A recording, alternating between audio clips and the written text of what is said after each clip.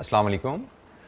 कल हमने फर्स्ट अपना इंटरेक्शन किया था CFAP 4 BFD को लेके, और उसमें मेनली हमने सब्जेक्ट इंट्रोडक्शन लिया और डूज एंड डोंट्स पे बात की कि हमें सब्जेक्ट को कैसे पढ़ना है, इसकी लर्निंग स्ट्रेटजी क्या होनी चाहिए, रिवीजन, प्रैक्टिस, एग्जाम टेक्निक्स। और मेनली जो मैं इस पर एम्फेसिस कर रहा था, अगर मैं बिल्कुल समराइज़ करूँ तो लर्निंग हमारी कॉन्सेप्ट बेस्ड रहेगी। हम रीडिंग पे बहुत ज़्यादा फोकस हमें करना है, नोट्स बुक की रीडिंग पे हमें टाइम देना है।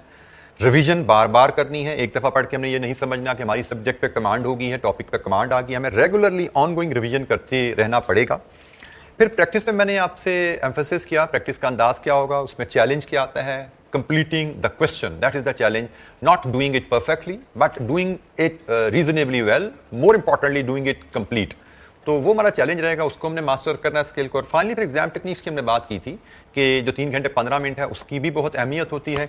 हम जितनी भी लर्निंग, प्रैक्टिस और टेस्ट या मॉक्स या एक्टिविटीज कर रहे होंगे, उसमें हमने जहन में रखना है कि हम उन स्किल्स को फोकस करें जो हमें 3 घंटे 15 मिनट में परफॉर्मेंस एनहेंस करने में हेल्प करे।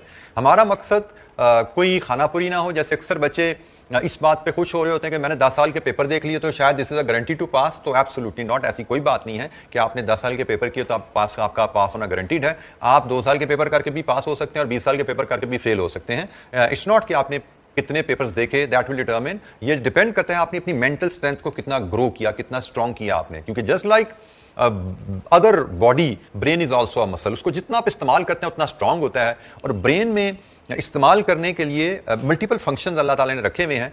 क्विकली इसको मैं एक समराइज करके कंक्लूड करके मैं हम टॉपिक की तरफ मूव करते हैं।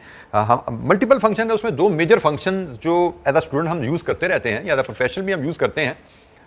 एक हार्ड डिस्क का मेमोरी फंक्शन है और एक प्रोसेसर का फंक्शन है। समहाउ हम इन जनरल मेमोरी फंक्शन को यूज करने में बड़े कंफर्टेबल होते हैं कि बस रटा लगाओ, याद करो, रिप्रोड्यूस करो और पास हो जाओ तो क्या ही बात है। जबकि जो प्रोसेसर फंक्शन है, जिसके मैंने कल एम्फेसिस किया था कि BFD में आपको लॉजिकल, एनालिटिकल, क्रिटिकल थिंकिंग और बेसिक्स ऑफ द प्रिंसिपल्स, उनकी अंडरस्टैंडिंग चाहिए। तो ये जो सारा ये काम है, ये आपका प्रोसेसर का जो फंक्शन है उससे होता है, जिसको यूज करने के लिए हम अक्सर इन जनरल CS स्टडीज के स्टूडेंट आदी नहीं होते। हम एक लगे बंधे फ्रेमवर्क के अंदर रह के काम करने के आदी होते हैं, क्योंकि हमने ज्यादातर अकाउंटिंग ऑडिट किया होता है जिसमें हर बात फ्रेमवर्क के अंदर चल रही होती है, फॉर्मेट स्टैंडर्डाइज पे चल रही होती है। यहाँ पे जब सरा हम स्टैंडर्डाइज फॉर्मेट से हटते हैं, क्रिटिकल लॉजिकल थिंकिंग आ जाती है, तो हम थोड़ा सा यहाँ पे लड़खड़ा जाते हैं, क्योंकि हम यूज टू नहीं होते। तो इसको यूज टू होने के लिए ये नहीं कि हम इस पे पुराने असूल, अकाउंटिंग ऑडिटिंग वाले असूल लगाने शुरू करें। इसके लिए जरूरी है कि हम अपने आप को ट्रेन करें इस सब्जेक्ट के जो असूल हैं उनके ऊपर, और वो रीडिंग और थिंकिंग है। पढ़िए, सोचिए, सवाल पढ़िए, बार बार पढ़िए, 6 दफा भी सवाल पढ़ना पड़े पढ़िए, उस दिमाग लड़ाइए उस पर। जितना आप सोचेंगे, जितना प्रोसेसिंग का फंक्शन यूज करेंगे दिमाग का, उतना आपका दिमाग स्ट्रांग होता जाएगा। तो जनाब, ये था थोड़ा सा कंटिन्यूएशन कल की हमारी डिस्कशन से, और अब हम अपने सिलेबस की तरफ मूव करने जा रहे हैं। हमारा पहला टॉपिक, जैसे मैंने कल आपसे शेयर किया था, ग्रिड A से है। हमारा ग्रिड A जो ICAP ने हमें सिलेबस में दिया है, जिसका ओवरऑल वेटेज ICAP ने 40 से 60% रखा है। समर 22 के पेपर में इस ग्रिड से 48 मार्क्स आए हैं, और उन 48 मार्क्स में से 27 मार्क्स हमारे इस टॉपिक से हैं जो अब हम पढ़ना शुरू करने लगे हैं। Prepare financial appraisal on new projects and strategies. Financial appraisal on new projects and strategies, इसमें मल्टीपल टॉपिक्स आएंगे, हम पढ़ेंगे, ग्रेजुअली बिल्ड ऑन करते जाएंगे। ये सबसे लेंथी टॉपिक भी हमारा होने वाला है। डिस्पाइट इसकी ABC हमने COAF 8 में पढ़ी हुई है, लेकिन जैसे मैंने कहा था हम स्क्रैच से शुरू करेंगे। इस पर सबसे ज्यादा हमने टाइम लगाना है। उसकी वजह से ये भी रहने वाली है कि इसमें बहुत से बेसिक टूल्स हम ऐसे सीखने वाले हैं जो कि सिर्फ इस टॉपिक में नहीं, हमारे इसी ग्रिड का एक और टॉपिक है financial appraisal of mergers and acquisition. उसमें भी ये टूल्स यूज होंगे जो हम यहाँ पे business appraisal of new project में जो टूल्स सीखेंगे, काफी हद तक सिमिलर टूल्स इन्हीं की बेस के ऊपर मर्जर एक्विजिशन के जो अप्रेजल्स हैं, फाइनेंशियल अप्रेजल, उसके टूल भी इन्हीं प्रिंसिपल पे बेस कर रहे होंगे। क्योंकि हमने बहुत ज्यादा प्रिंसिपल यहाँ पे सीखने हैं, दूसरे सब्जेक्ट्स के प्रिंसिपल, दूसरे टॉपिक्स के बेसिक्स भी यहाँ पे चुके आनी है, इसलिए हमारा टाइम इस सब्जेक्ट पे सबसे ज्यादा लगने वाला है। और बाद में मार्क्स के हिसाब से भी ये सबसे हैवी टॉपिक ही हमारा होने वाला है if we look at this grid. तो एनी क्वेश्चन कल की ओरिएंटेशन से रिलेटेड, आज जो थोड़ी सी हमने बात की इससे related, before we move on the subject capital investment appraisal, कोई क्वेश्चन आपके जहन में, कोई चीज आप पूछना चाह रहे हो? अच्छा जी, अपनी डिस्कशन स्टार्ट करते हैं। सबसे पहली बात, हम कैपिटल वर्सेस रेवेन्यू एक्सपेंडिचर के डिफरेंशिएशन, ऑल्दो आपने बहुत पहले ये बात सीखी भी है। हमारा जो कैपिटल इन्वेस्टमेंट अप्रेजल का प्रोजेक्ट है, ये कैपिटल एक्सपेंडिचर से डील करता है। रेवेन्यू एक्सपेंडिचर हमें सब पता है कि हम ऑल्दो वो कर चुके हैं, PNL में चार्ज होता है। लेकिन इधर जो इंटरेस्टिंग बात है कि हम बेशक कैपिटल एक्सपेंडिचर एवैल्यूएशन करने जा रहे हैं, लेकिन कैपिटल इन्वेस्टमेंट के नतीजे में हम रेवेन्यू जनरेट करते हैं और रेवेन्यू से रिलेटेड रेवेन्यू एक्सपेंडिचर भी हमें डील करना पड़ता है। फिजिबिलिटी हम कैपिटल इन्वेस्टमेंट की कर रहे होते हैं, लेकिन कैपिटल इन्वेस्टमेंट की फिजिबिलिटी में, कैपिटल इन्वेस्टमेंट के नतीजे में हम ऑपरेटिंग या रेवेन्यू इनकम भी जनरेट कर रहे होते हैं, रेवेन्यू एक्सपेंडिचर भी हम इनकर कर रहे होते हैं। तो फिजिबिलिटी कैपिटल एक्सपेंडिचर की है, लेकिन कैपिटल एक्सपेंडिचर की फिजिबिलिटी में दोनों टाइप्स ऑफ एक्सपेंडिचर से हम डील कर रहे होते हैं। अच्छा जी, कैपिटल एक्सपेंडिचर की सिग्निफिकेंस, हमें कैपिटल एक्सपेंडिचर को इतना ज्यादा फोकस करने की जरूरत क्यों है? जैसे मैंने कहा, यहां पे हमारा सबसे ज्यादा टाइम इसी टॉपिक पे लगने वाला है। Why it is so important? Investment involve large sum of money. Capital investment में लार्ज सम ऑफ मनी होती है, revenue expenditure usually small amounts होती हैं। It involve all expenditure relating to future. ये फ्यूचर के बारे, आपके बिजनेस का फ्यूचर, कंपनी का फ्यूचर इस डिसीजन पे डिपेंड कर रहा होता है, जबकि रेवेन्यू एक्सपेंडिचर में ऐसा नहीं है। आप एक छोटा मोटा डिसीजन ले भी लेते हैं तो वो आपके फ्यूचर का इफेक्ट बहुत ज्यादा नहीं करता, वो टेम्परेरी उसका इंपैक्ट होता है। Directly links with the strategic objectives of the company. Long term business के जो ऑब्जेक्टिव्स हैं, जो टारगेट्स हैं, उनसे लिंक होता है आपके capital investment decision. That's why it is critical कि इसको ड्यू थॉट, ड्यू प्रोसेस के थ्रू लिया जाए। It can not be reverse easily. आपने कोई रेवेन्यू ऑपरेटिंग डिसीजन लिया, आपने फॉर एग्जांपल एक प्रोडक्ट की प्राइस सेट की, आपको लगा प्राइस गलत सेट होगी, हमने 12 रुपए रख दिया, 11 रुपए होने चाहिए थी, कोई बात नहीं, कल रिवाइज कर लिया। लेकिन आपने एक डिसीजन ले लिया कि हमने घी की फैक्ट्री की नहीं, घी फैक्ट्री सीमेंट फैक्ट्री में से सीमेंट फैक्ट्री लगानी है। लेकिन आज आपने डिसीजन लिया, एग्जीक्यूट हो गया डिसीजन, मे भी आपने लैंड ले ली, मे भी प्लांट का ऑर्डर प्लेस कर दिया, तो अब शायद वो रिवर्स होना आसान नहीं है। आप कहें जी मैं अब सीमेंट की जगह दोबारा घी का बिजनेस शुरू कर दूं, it is not that easy to reverse it. तो अच्छा फैसला है, बुरा फैसला है, आपको इसके फ्रूट्स लॉन्ग टर्म में मिलते हैं। दैट्स व्हाई हम कहते हैं कि कैपिटल एक्सपेंडिचर के जो डिसीजन है, those should be taken very carefully.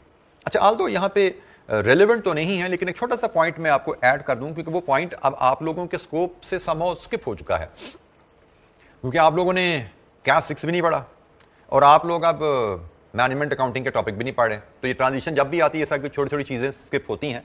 कुछ ऐसे सब्जेक्ट्स, टॉपिक्स ऐसे रह जाते हैं जो कुछ स्कीम के स्टूडेंट पढ़ते हैं, कुछ नहीं पढ़ पाते।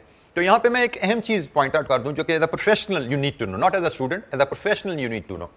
हमने बड़ी लंबी अभी कहानी लिखी, ये बात थोड़ी सी की है कि capital expenditures are very important, बड़ा सोच समझ के फैसला करना है इन पे, क्योंकि बड़े लॉन्ग टर्म इफेक्ट इनके आने वाले हैं, इनमें अमाउंट्स बड़ी ज्यादा इन्वॉल्व हैं। There were so reasons to take care capital investment decision carefully.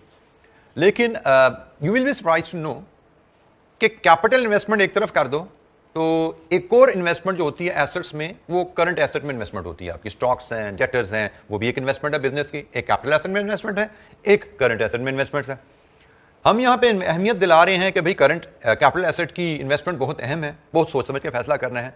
लेकिन आप में से शायद बहुत से लोगों को ना पता हो कि बिजनेसेस की जब फेलियर की एक दफा स्टडी की गई कि बिजनेसेस फेल क्यों होते हैं, तो you will be surprise to know कि बिजनेसेस कैपिटल एसेट में रॉन्ग इन्वेस्टमेंट की वजह से कम फेल होते हैं, पुअर करंट एसेट्स की मैनेजमेंट या जिसको हम वर्किंग कैपिटल मैनेजमेंट कहते हैं, उसकी वजह से ज्यादा फेल होते हैं। ठीक है, तो ये एक बड़ा अहम फीचर है, बड़ा एक अहम एरिया है जो कि आपकी एजुकेशन स्कीम से निकल गया, आप उसको नहीं पढ़े। वर्किंग कैपिटल मैनेजमेंट जो हमारी ओरिजिनली मैनेजमेंट अकाउंटिंग में होता था पहले, फिर बीएफडी की जो नई स्कीम जिसमें एनहांस सिलेबस बीएफडी का चलता रहा पिछले 3-4-5 साल, उसका ये हिस्सा रहा वर्किंग कैपिटल मैनेजमेंट। अब उसका एक्सट्रैक्टेड पोर्शन कैफ में एमएफए एक सब्जेक्ट जो नया आया, मैंने बताया था, उसका हिस्सा बन चुका है। लेकिन आपकी स्कीम की ट्रांजिशन ऐसी हुई कि आप वो एरिया नहीं पढ़े। तो लेकिन जस्ट फॉर योर नॉलेज से कैपिटल इन्वेस्टमेंट अहम है, लेकिन ज्यादा अहम है वर्किंग कैपिटल मैनेजमेंट, क्योंकि बिजनेसेस फेल हो जाते हैं, ठप हो जाते हैं, लिक्विडेशन में चले जाते हैं if you do not manage your current assets and current liabilities wisely. Capital asset का डिसीजन गलत हो गया ना, तो शायद आपकी रिटर्न ऑन इन्वेस्टमेंट पुअर रहेगी। आप किसी और प्रोजेक्ट में इन्वेस्ट करके 20% कमा सकते थे, गलत डिसीजन ले लिया, 18% कमा लोगे, 17% कमा लोगे, 15% कमा लोगे। बेहतर रिटर्न ले सकते थे, कम रिटर्न ली, डिसीजन अच्छा नहीं लिया। लेकिन बिजनेस ठप नहीं होता, लिक्विडेशन में कंपनी नहीं चली जाती। पुअर करंट एसेट्स और करंट लायबिलिटीज की मैनेजमेंट में lead to liquidation of the business, it can throw you out of the business, बंद हो जाती कंपनीज उसकी वजह से। तो जस्ट फॉर योर नॉलेज से मैंने चीज बताई, डेटर्स, क्रेडिटर्स, स्टॉक्स, इनको क्रिटिकली वैल्यूएट करना बहुत अहम एरिया है। प्रैक्टिकली कभी आपको फाइनेंस डिपार्टमेंट में जाके बैठना पड़े, you should remember to gain knowledge on this area. before you start acting as a finance person in any department, you should learn working capital management area. That is very critical, very important. क्योंकि capital investment तो 2-4-5 साल बाद एक दफा होनी है. Routine में तो बिजनेस में करंट एसेट कर लायबिलिटीज उनके फाइनेंसेस ही मैनेज करते रहना. स्टॉक खरीदना, उसके लिए पैसे चाहिए. डेटर से पैसे निकलवाने हैं, उसके लिए क्या करें. क्रेडिटर से कितना उधार लेना, वो रूटीन में तो यही चलता है फाइनेंस में. बैंक से उधार लेना, बैंक से लोन लेना. कैपिटल, नया प्रोजेक्ट लगाना, एक्सपेंशन में जाना, वो तो 2-4-5-6 साल बाद, 10 साल बाद, या at time once in a lifetime of a company इस तरह की अपॉर्चुनिटीज आती हैं, बड़ी बड़ी जो इन्वेस्टमेंट्स होती हैं. बट एनीवेज हम आगे मूव करते हैं जी. हमने कहा जी capital investment decisions are very critical. They should be taken very carefully, wisely. So generally in any good organization, established organization, there will be a structured capital budgeting process. ये जो capital investment decisions हैं, इसको हम capital budgeting process के through structured way में लेके चलते हैं. अब ये एक पूरा टीम इसमें इन्वॉल्व होती है. जैसे सबसे पहले capital budgeting process में investment need is identified. अब investment need की हम बात करते हैं तो investment need कोई भी टीम मेंबर आइडेंटिफाई कर सकता है. फॉर एग्जाम्पल, आपकी इन्वेस्टमेंट नीड आपकी सेल्स का डायरेक्टर आइडेंटिफाई कर सकता है. वो कैसे आइडेंटिफाई करेगा? वो we may come up with this information कि भाई हम अपनी टीम को जब भेजते हैं मार्केटिंग के लिए तो हमें कुछ क्वेरीज आ रही हैं. नॉर्मली हमारा फोकस पंजाब पे रहता है, बट हमें केपीके से बड़ी स्ट्रॉन्ग क्वेरीज आ रही हैं और हमें लगता है कि अगर हम अपनी प्रोडक्शन कैपेसिटी को 50% एनहेंस कर लें तो we will be able to sell more. तो ये नीड आइडेंटिफाई होगी. Expansion, need is identified, need is expansion.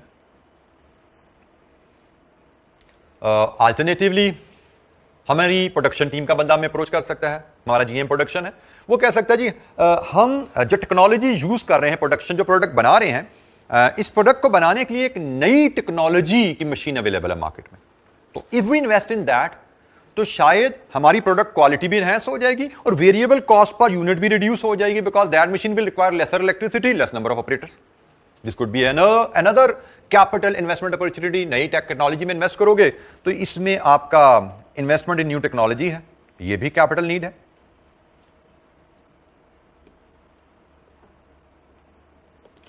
Investment need आपकी अकाउंटेंट भी आइडेंटिफाई कर सकता है.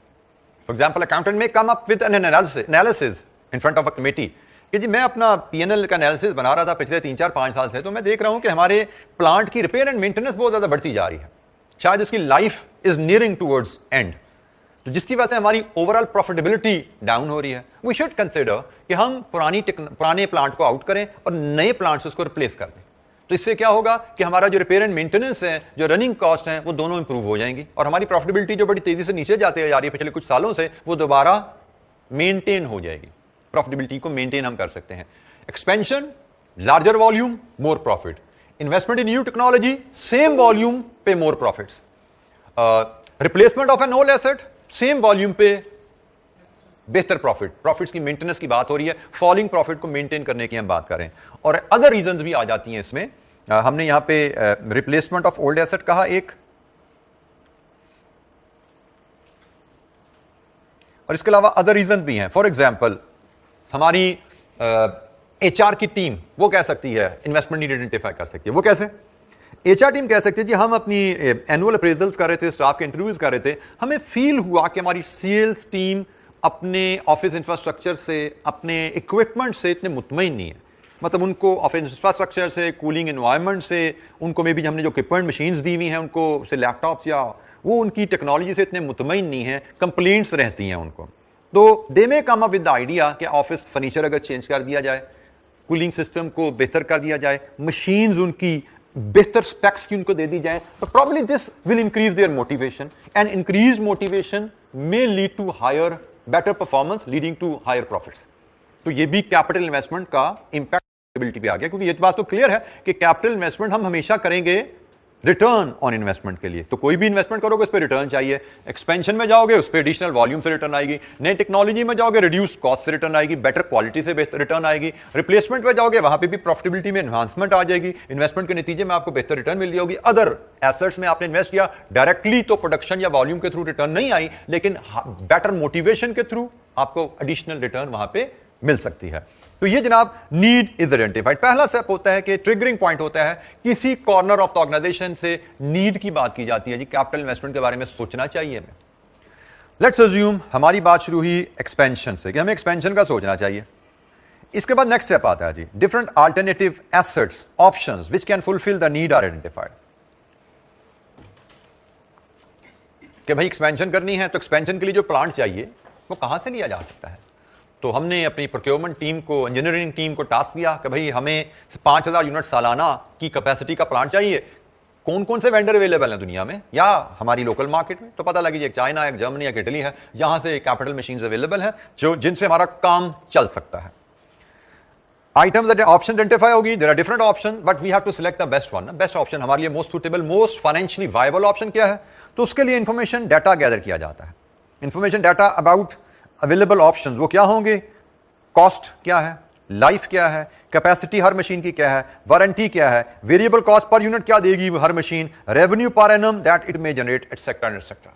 हर मशीन के वेरिएबल्स अपने होंगे, कैपेसिटी फर्क होगी, लाइफ फर्क होगी, वारंटी पीरियड फर्क होंगे, स्पेयर पार्ट्स की अवेलेबिलिटी फर्क होगी, रनिंग कॉस्ट डिफरेंट होगी। हर अवेलेबल ऑप्शन जो आपने आइडेंटिफाई की जिससे आपका काम होता है उससे रिलेटेड डाटा गैदर करें। अभी तक bye the way finance team involve नहीं हुई, हमारा जो काम है वो यहां पे अभी तक इन्वॉल्व नहीं हुआ। ये हो सकता है सेल टीम ने आइडेंटिफाई किया, ये हमारी इंजीनियरिंग टीम ने आइडेंटिफाई कर दी या प्रोक्योरमेंट टीम ने आइडेंटिफाई की, ये डाटा भी शायद इंजीनियरिंग प्रोक्योरमेंट ने मिलकर गैदर कर लिया। हमारा काम शुरू होता है ये स्टेप नंबर 4। ये है जनाब हमारा काम जिसके हम टूल सीखने जा रहे हैं। डाटा गैदर्ड अबव, ऑप्शन से रिलेटेड डाटा को एनालाइज किया जाता है तो identify the optimal best option. कि हमारे पास जो ऑप्शन है उनमें से बेस्ट ऑप्शन कौन सी है, इफ एनी। हो सकता है कोई भी बेहतर ना हो, कोई भी वायबल ना हो। अगर वायबल है मल्टीपल ऑप्शन तो उनमें से बेहतरीन ऑप्शन कौन सी है। How to analyse data relating to different capital investment option and select the best option. This is capital investment appraisal, जिसको हमने फोकस करना है, डिफरेंट टूल यहां पे पढ़ने हैं। तो बहरहाल हमारा फोकस यहां पे रहने वाला है, लेकिन हम कैपिटल बजटिंग प्रोसेस को कंप्लीट करते हैं। यहां पे एनालाइज करके ऑप्शन आइडेंटिफाई की जाती है। ऑप्शन जब हमने आइडेंटिफाई कर ली फिर ये केस रखा जाता है कैपिटल बजटिंग कमेटी के सामने।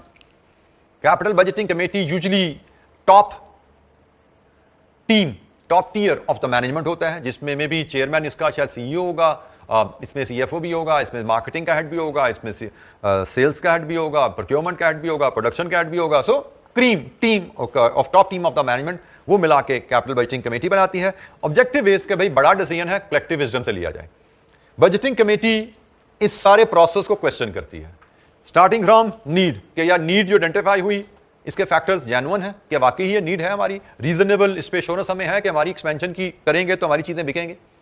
ऑप्शन जो आइडेंटिफाई की गई हैं क्या यही अवेलेबल ऑप्शन है, इसके अलावा कोई वेंडर को ओमिट तो नहीं हो गया हमसे, so that we are considering all the available option. Then relevant data जो लिया गया उसमें कोई की एलिमेंट ओमिट तो नहीं हो गया which could impact our evaluation. Then finally data भी सारा ठीक है, तो जो टूल्स यूज किए गए हैं उन डाटा की वैल्यूएशन के लिए, डिफरेंट दो टूल्स है तो आप फेमिलियर हो, एक एनपीवी एक आईआरआर, क्या वो टूल्स को इफेक्टिवली ठीक तरीके से यूज किया गया है और उनसे जो कंक्लूजन ड्रॉ किए गए हैं क्या वो राइटली ड्रॉ किए गए हैं। If committee is satisfied on all the steps they may give approval and asset will be purchased, decision is given go head. अच्छा जी, यहां पे कैपिटल बजटिंग हमने इन्वेस्टमेंट कर दी, उसके बाद बात यहां खत्म नहीं होती, एक फॉलो अप स्टेप भी रहता है जिसको हम कंट्रोल स्टेप भी कहते हैं। कंट्रोल स्टेप क्या है कि आपने इन्वेस्टमेंट कर दी है तो इन्वेस्टमेंट करने के बाद अब आप सो नहीं जाते, अब यहां पे फाइनेंस का फंक्शन फिर कंटिन्यू होता है। ये फिर फाइनेंस का फंक्शन आ जाता है जो कि ऑल्दो हमारे सब्जेक्ट के स्कोप में नहीं है, हमारे सब्जेक्ट के स्कोप में सिर्फ डिसीजन मेकिंग है। ये कंट्रोल फंक्शन है। डिसीजन ले लिया है तो डिसीजन लेने के बाद जरा देखो कि आपने क्या सोच के फैसला किया था, कितना कमाओगे इस एसेट से, और एक्चुअल रिजल्ट्स जो कमा रहे हो वो क्या है, क्या जो सोचा था क्या वो कमा भी पा रहे हो। देयर इज अ पॉसिबिलिटी आपने सोचा था, जस्ट थिंकिंग लाउड, कि हम सालाना 1 करोड़ रुपया कमाएंगे इस प्लांट से, इस इन्वेस्टमेंट से।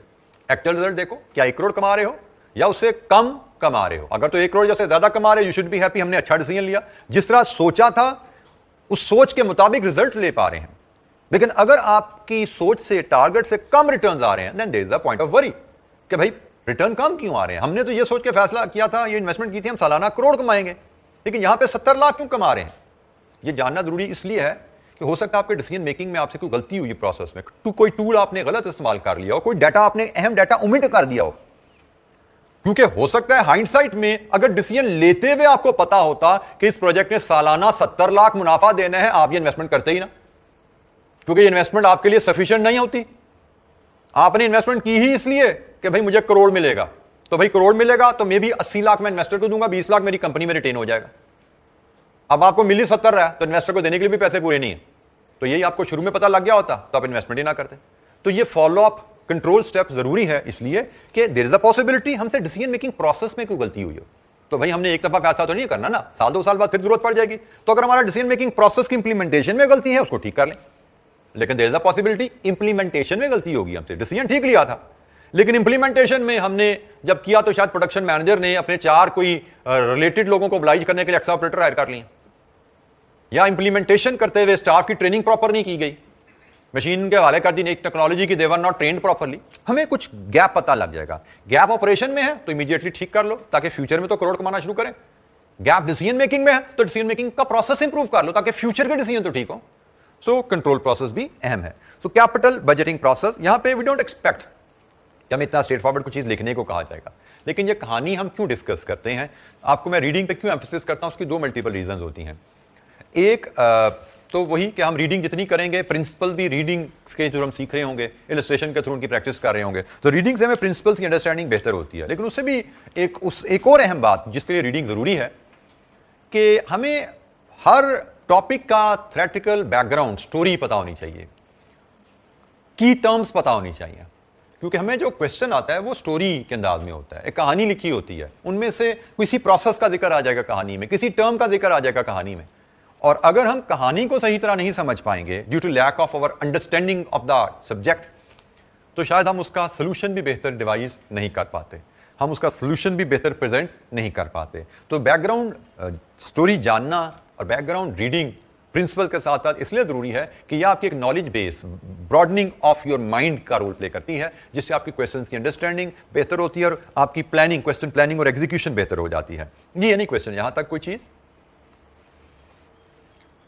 अच्छा जी, हमने अब ये जो पोर्शन है जी, स्टेप नंबर 4, कैपिटल, जो डाटा हमारे पास प्रोजेक्ट का आ गया उसको एनालाइज करके best option, feasible option, optimal से मुराद फिजिबल, ठीक है जी, optimal, most financially feasible option कैसे डिसाइड करना है, तो उसकी टूल्स की बात आ गई। ये जी हमारे पास एक लॉन्ग लिस्ट ऑफ टूल्स है जो हमने पीएफडी में पढ़ने हैं। देयर आर 2 बेसिक टेक्निक्स, एक पेबैक पीरियड है और एक अकाउंटिंग रेट ऑफ रिटर्न है। ये दोनों बेसिक टूल्स आपने नहीं पढ़े हुए अपनी कैफ8 की स्टडी में, ऑल्दो कैपिटल इन्वेस्टमेंट अप्रेजल के टॉपिक से यू वर इंट्रोड्यूस्ड, बट आपको बेसिक 2 टूल्स नहीं पढ़ाए गए। ये वेरी बेसिक टूल हैं, इनको जनरली स्पीकिंग हम एक्सपेक्ट भी नहीं करते एग्जाम में आए, और मुझे याद भी नहीं कि कभी रिसेंट पास्ट में कभी आए हों। लेकिन फिर वही बात कि कहीं ना कहीं 2-4 नंबर की चीज आ भी सकती है, तो ऐसा नहीं कि हम इसको छोड़ देंगे, हम इसको साथ कैरी करेंगे। लेकिन इसमें मैं ये कह देता हूं, इन 2 टॉपिक्स के, इन 2 टूल्स के ऊपर जितना क्लास वर्क हो जाएगा वही आपके लिए फाइनल रहेगा, जितना नोट्स में आपको मिल जाएगा वही आपके लिए फाइनल रहेगा। इन 2 टूल्स पे आपको कोई R&D नहीं करनी, ठीक है, कोई फर्दर रिसर्च नहीं करनी, कोई पास्ट पेपर जाके या किसी और बॉडी के सवाल नहीं देखने। ये 2 बेसिक टूल्स हैं, किताब नोट्स में काफी है इनका मटेरियल, इसके बाहर नहीं जाना आपने। हाँ, ये एडवांस टूल्स हैं। हम पहले अपनी डिस्कशन शुरू करेंगे बेसिक से ही, payback period method, accounting rate of return method, फिर हम एडवांस टूल पे जाएंगे। एनपीवी, इससे आप फेमिलियर हैं, इंटरनल रेट ऑफ रिटर्न, इससे भी आप फेमिलियर हैं, लेकिन फिर ये नए टूल आपके सामने आ जाएंगे, discounted payback, modified internal rate of return, adjusted present value. अब 7 नोट्स बताए गए हैं, एक नोट इससे रिलेट कर रहा है।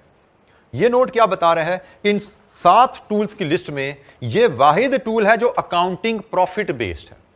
आपको पता है ना, आपने एनपीवी का टूल पढ़ा, आपने आईआरआर का टूल पढ़ा, ये कैश फ्लो बेस्ड टूल थे कि भाई हम इन्वेस्टमेंट करेंगे तो कितने पैसे हमारी जेब से जाते हैं और इस इन्वेस्टमेंट के नतीजे में कितने पैसे फ्यूचर में सालाना कैश हमारे पास आएगा, net cash. Cash flow based tool थे सारे टूल्स, कैश फ्लो बेस्ड है। This is the only accounting profit based tool.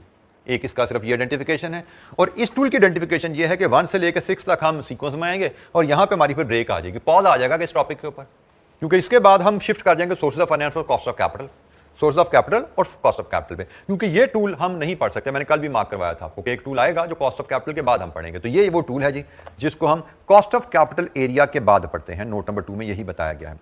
तो हमने 1 से लेकर 6 तक आएंगे, बाकी एसोसिएटेड टॉपिक्स भी कैपिटल इन्वेस्टमेंट अप्रेजल के पढ़ लेंगे, फिर कैपिटल इन्वेस्टमेंट अप्रेजल को पॉज लगा देंगे, फिर cost of sources of capital पे, कॉस्ट ऑफ कैपिटल पे जाएंगे। जब सोर्स ऑफ कैपिटल और कॉस्ट ऑफ कैपिटल पे एक बड़ी डिटेल सेरा असल हमारी गुफ्तगू हो जाएगी, जब वो चैप्टर हम तकरीबन क्लोज कर लेंगे, फिर हम 1-1.5 दिन लगा के इस टूल को भी पढ़ेंगे। इसके बावजूद ये टॉपिक हमारा खत्म नहीं होगा, इस टॉपिक की एक और एक्सटेंशन रह जाएगी जो शायद हम आखिरी 2-3 दिनों में सेमेस्टर के पढ़ रहे होंगे, और वो एक्सटेंशन गालबन रहेगी फॉरेन इन्वेस्टमेंट अप्रेजल। तो ये टॉपिक आप समझे हम 3 हिस्सों में पढ़ेंगे। इतना बड़ा टॉपिक है कि पहला हिस्सा सारा काफी ज्यादा टाइम इस पे जाना है, फिर कॉस्ट ऑफ कैपिटल के और सोर्स ऑफ फाइनेंस का ब्रेक आएगा, देन हम एपीवी पढ़ेंगे और एक फॉरेन इन्वेस्टमेंट अप्रेजल, उसमें बेसिकली टूल कोई नया नहीं पढ़ेंगे हम, टूल तो ये एनपीवी का यूज होगा, लेकिन उसमें ओवरसीज इन्वेस्टमेंट चूंकि आ जाएगी ना, जिसको हम एफडीआई भी कह सकते हैं, फॉरेन डायरेक्ट इन्वेस्टमेंट भी कह सकते हैं, किसी और कंट्री में प्रोजेक्ट लगाना है तो उसको कैसे अप्रेज करना है, उसके कुछ एडिशनल एस्पेक्ट्स आ जाते हैं। ये हम पढ़ते हैं जब हम करेंसी रिस्क मैनेजमेंट को देख रहे होते हैं, जब फॉरेन करेंसी को हम देख लेते हैं, वो जैसे मैंने कल कहा था कि फॉरेन करेंसी में रेट्स होते हैं, डॉलर पर पाउंड, पाउंड पर डॉलर, डिफरेंट टाइप्स के रेट्स मिलते हैं, उनसे डील करना जब हम सीख लेते हैं तो फिर हम फॉरेन इन्वेस्टमेंट अप्रेजल भी कर लेते हैं। उसमें टूल वही रहता है एनपीवी का, सिर्फ एडिशनल एस्पेक्ट्स कुछ आते हैं। तो ये हम आखिरी, आप कह लें कि मुझे लगता है कि सेमेस्टर का हमारे आखिरी 4-5-6 घंटे होते हैं, उसमें हम इसको पढ़ रहे होते हैं एफडीआई को। तो ये जनाब हमारा ओवरऑल इन्वेस्टमेंट अप्रेजल का स्कोप जो मैंने आपसे शेयर किया। अच्छा जी, मेरे ख्याल में before we start discussing tool, हमारी रूटीन कैसे ही रहेगा कि मगरिब की ब्रेक हमें अर्ली मिल जाती है, तो फिलहाल हमारी क्लास की रूटीन ऐसी रहेगी, आधा पौना घंटा पढ़ा, मगरिब की नमाज की ब्रेक ली, उसके बाद हम कंटिन्यू करेंगे। तो वी टेक का 15 मिनट ब्रेक, उसके बाद हम मिलते हैं नमाज के बाद इंशाअल्लाह। ठीक है जी, थैंक यू। अच्छा जी, अस्सलाम वालेकुम। ब्रेक के बाद हम डिस्कशन अपनी स्टार्ट करते हैं जी सिलेबस में टूल्स पे। असूल हम सिचुएशंस ज़हन में रखें, हम क्या सिचुएशन फेस कर रहे हैं कि हमने कैपिटल इन्वेस्टमेंट अप्रेजल करनी है, हमारे सामने different capital investment options available हैं और हम उनमें से बेस्ट ऑप्शन आइडेंटिफाई करना चाह रहे हैं। हमने जैसे बात की, लेट्स अज्यूम हम एक्सपेंशन के सिनेरियोज को वैल्यूएट कर रहे हैं। हमने 3, चाइना, जर्मनी, इटली, 3 प्रोजेक्ट्स हमने आइडेंटिफाई किए, 3 ऑप्शन आइडेंटिफाई किए हैं, हमने इनमें से बेस्ट ऑप्शन आइडेंटिफाई करनी है। डिफरेंट टूल्स हैं जो हम डिस्कस करेंगे, वो हमने अपने अंदाज में ऑप्शन की फिजिबिलिटी असेस करना सिखाएंगे। सबसे पहला टूल पे बैक पीरियड मेथड। पे बैक पीरियड मेथड कहता है कि आपने किसी भी इन्वेस्टमेंट प्रोजेक्ट की फिजिबिलिटी टेस्ट करनी है तो आप ये एस्टिमेट कीजिए कि वो project through it's earning investment कितने अरसे में वापस कमा के देगा आपको। किसी भी प्रोजेक्ट की फिजिबिलिटी देखने का तरीका है टाइम पीरियड देखिए that a project will take to pay its original investment back, कि जो पैसा आपने प्रोजेक्ट में इन्वेस्ट किया थ्रू इट्स अर्निंग प्रोजेक्ट को आपको कितनी देर में वापस करेगा पैसा। और अगर आपकी रिटर्न इवन है, इक्वल है सालाना, तो पे बैक पीरियड का फॉर्मूला ये रहेगा, initial investment divide with annual cash benefit. Cash की टर्म को मैंने हाईलाइट किया, मैं बोल रहा था एक वर्ड कि अपनी अर्निंग से, रिटर्न से कितने अरसे में वापस करेगा। तो रिटर्न को मेजर करने के तो कई तरीके होते हैं, एक तो रिटर्न को मेजर करने का तरीका प्रॉफिट है, profit is also a method to measure return. लेकिन पे बैक पीरियड मेथड कहता है कि रिटर्न को मेजर करना है कैश फ्लो से, कि कैश कितना हमारी जेब में आता है सालाना। तो अगर सालाना कैश आपकी जेब में बराबर आ रहा है इन्वेस्टमेंट से, तो initial investment divided with annual cash benefit, this is how you calculate pay back. छोटी सी कैलकुलेशन हमारे सामने नजर आ रही है कि अगर इनिशियल इन्वेस्टमेंट 10 मिलियन है और एनुअल कैश रिटर्न 2.5 मिलियन है, तो आपका pay back period will be 10 million over 2.5 million. It will be 4 years। It's as simple as that. Activity 2 में अगर इनिशियल इन्वेस्टमेंट 15 मिलियन है, एनुअल कैश रिटर्न 4 मिलियन है, तो पे back period will be 15 million over 4, it will be 3.75 years। ठीक है जी, pay back calculate करना with even annual cash benefits, it is very simple. हाँ, इसमें एक स्टेप और भी हम चाहें तो ऐड कर सकते हैं, चाहें तो, अगर हमसे जनरली कहा तो नहीं जाएगा, लेकिन यू शुड नो कि आप इस 0.75 years को मंथ्स में कन्वर्ट कर सकते हैं। अगर इसको 12 से मल्टीप्लाई कर दें तो ये 9 months बन जाता है। तो आप 3.75 years लिख दो या 3 years and 9 months लिख दो, एक ही बात है, दोनों एक्सेप्टेबल हैं। हमारे लिए आंसर यहां पे कंप्लीट हो जाता है। Unless there is specific requirement, हमें इस कैलकुलेशन की जरूरत नहीं है। लेकिन मैंने अल्टरनेटिव दे दिया कि कभी हमें जरूरत पड़ जाए तो हम फ्रैक्शन ऑफ द ईयर को मंथ्स में कन्वर्ट कर सकते हैं। हम इसको 3 years 9 months भी रिपोर्ट कर सकते हैं इफ नीड बी देयर। ठीक है जी, तो 3.7 years और 3 years and 9 months। अच्छा, ये तो थी कहानी पे बैक पीरियड बाय डेफिनेशन क्या है। पे बैक पीरियड का टूल क्या आता है, आपका जितने भी प्रोजेक्ट की ऑप्शंस हैं जिनको आपने वैल्यूएट करना है, हर ऑप्शन का पे बैक कैलकुलेट कर लीजिए। तो हम ऑप्शन, इन्वेस्टमेंट ऑप्शन का पे बैक कैलकुलेट करने का तरीका सीख रहे हैं, और उसमें हमने कहा किसी भी ऑप्शन जिसकी एनुअल रिटर्न इक्वल है उसका पे बैक कैलकुलेट करना इस फार्मूले की मदद से है। लेकिन जनरली ऐसा नहीं होता। जनरली कैश जो रिटर्न होती है प्रोजेक्ट से वो इक्वल नहीं होती, उनमें वेरिएशन होती है। Like most of the cases में इनिशियल ईयर्स में return would be low, later year में रिटर्न में be higher. In short uneven cash flows होती हैं। तो अनइवन कैश फ्लोज आ जाएं तो फिर हम पे बैक पीरियड कैसे मेजर करेंगे। उसके लिए हम जाएंगे इलस्ट्रेशन नंबर 2 पे। अब हम आ जाएंगे जी बुक पे, बुक में पेज नंबर 15 पे, वहां पे हम करेंगे इलस्ट्रेशन नंबर 2। यहां पे मैं सिर्फ एक दफ़ा आपके साथ रीडिंग में शेयर किया करूंगा, उसके बाद हम व्हाइट बोर्ड पे जब शिफ्ट कर जाएंगे तो then you will need the support of your book, जिस पे हम डाटा पढ़ के लेके चल रहे होंगे। ये इलस्ट्रेशन नंबर 2 है जी। इसकी रिक्वायरमेंट है हमारी, calculate pay back period of project A. Project A का पे बैक पीरियड निकालना है जी। डाटा क्या, consider the following project A having expected cash flows as under. आपने एक प्रोजेक्ट कंसीव किया आइडिया, और उस प्रोजेक्ट के कैश फ्लोज एस्टिमेट प्रोजेक्ट की है, और वो प्रोजेक्टेड कैश फ्लोज क्या है, cash flows rupees in million, कि अगर हम इन्वेस्टमेंट करें 90 मिलियन की तो सालाना 1 2 3 4 5 सालाना हमें क्या कैश रिटर्न आएगी, और 5 साल बाद उसकी रेजिडुअल वैल्यू क्या है। प्रोजेक्ट लाइफ शायद यहाँ पे 5 साल ही है। रेजिडुअल वैल्यू का मतलब यही है कि 5 साल बाद प्रोजेक्ट, हम जो मशीनरी प्लांट हमने खरीदा वो डिस्पोज ऑफ कर देंगे, डिस्पोजल से भी हमें 4 मिलियन मिल जाएगा। सो ये इनिशियल इन्वेस्टमेंट है। ये सारे गालिबन ऑपरेटिंग कैश फ्लोज हैं जो रेवेन्यू माइनस कैश कॉस्ट हैं, रेवेन्यू माइनस कैश कॉस्ट हैं ये हमारे सारे, और ये हमारा अगेन इन्वेस्टिंग कैश फ्लोज है जो हमने ये इनिशियल इन्वेस्टमेंट की थी उसको हमने यहाँ पे डिस्पोज ऑफ करके रियलाइज कर लिया 4 मिलियन पे। हमसे कहा गया पे बैक पीरियड निकालिए। सो इस तरह के सिनेरियोज में अगर नोट्स आपके पास हों तो आप अपनी नोट्स की बुक पे ही इसको सॉल्व कर सकते हैं। हम क्यूमुलेटिव कैश फ्लोज का कॉलम कंस्ट्रक्ट करते हैं। क्यूमुलेटिव कैश फ्लोज का कॉलम कैसे कंस्ट्रक्ट किया जाता है, आप ये एनुअल इंटरवल्स पे आपने कैश फ्लोज प्लॉट किए हैं। जनरली जब हम ये डाटा लेते हैं, आप इस चीज से फेमिलियर हैं, इन्वेस्टमेंट हम आज की तारीख में अज्यूम करते हैं। ये कैफ 8 में आपको कैश फ्लोज के साथ ये बता दिया गया था कि हम अज्यूम करते हैं कि इन्वेस्टमेंट जो है वो हम आज कर रहे हैं। तो ये आज है, ये आज से 1 साल बाद है, ये आज से 2 साल बाद है, and so on. Annual intervals पे ये सारे कैश फ्लोज प्लॉट हुए में हैं। तो पे बैक पीरियड कहता है क्यूमुलेटिव कैश फ्लो की पोजीशन बना लीजिए एनुअल इंटरवल पे। कैसे बनती है, पहला स्टेप है, आपने जब इन्वेस्टमेंट की है तो इन्वेस्टमेंट के वक्त आज इन्वेस्टर की पोजीशन 90 नेगेटिव है। 1 साल गुजर जाएगा, 90 नेगेटिव में से प्रोजेक्ट 40 कमा के वापस कर देगा, तो what is your cumulative position as an investor, 50 negative. एक और साल गुजरा, another 30 recovered, after 2 years your position is 20 negative, another year gone, 20 more recovered, your payback is complete। so हम देखते हैं कि 3 साल के अरसा में हमने जो 90 लगाया वो वापस आ गया। so payback in this case is 3 years। तो अगर अनइवन कैश फ्लोज हो तो पे बैक पीरियड कैसे कैलकुलेट किया जाता है, प्रोजेक्ट कैश फ्लोज अगर आपके पास है तो आप क्यूमुलेटिव कैश फ्लोज का कॉलम सर्टेन कर लो। That formula will not work here. Formula तो तब काम करता है जब इक्वल कैश फ्लोज, सालाना रिटर्न बराबर है। यहां पे सालाना रिटर्न वेरिंग है, तो यहां पे हमने क्यूमुलेटिव कैश फ्लोज आज इन्वेस्टमेंट की, तब नेट पोजीशन क्या है, साल बाद इन्वेस्टमेंट से कुछ रिकवरी हुई, नेट पोजीशन 2 साल बाद मजीद रिकवरी, नेट पोजीशन 3 साल बाद फुली रिकवर्ड, 90 पूरा रिकवर हो गया। पे बैक इज 3 years। पे बैक पीरियड कैलकुलेट करना,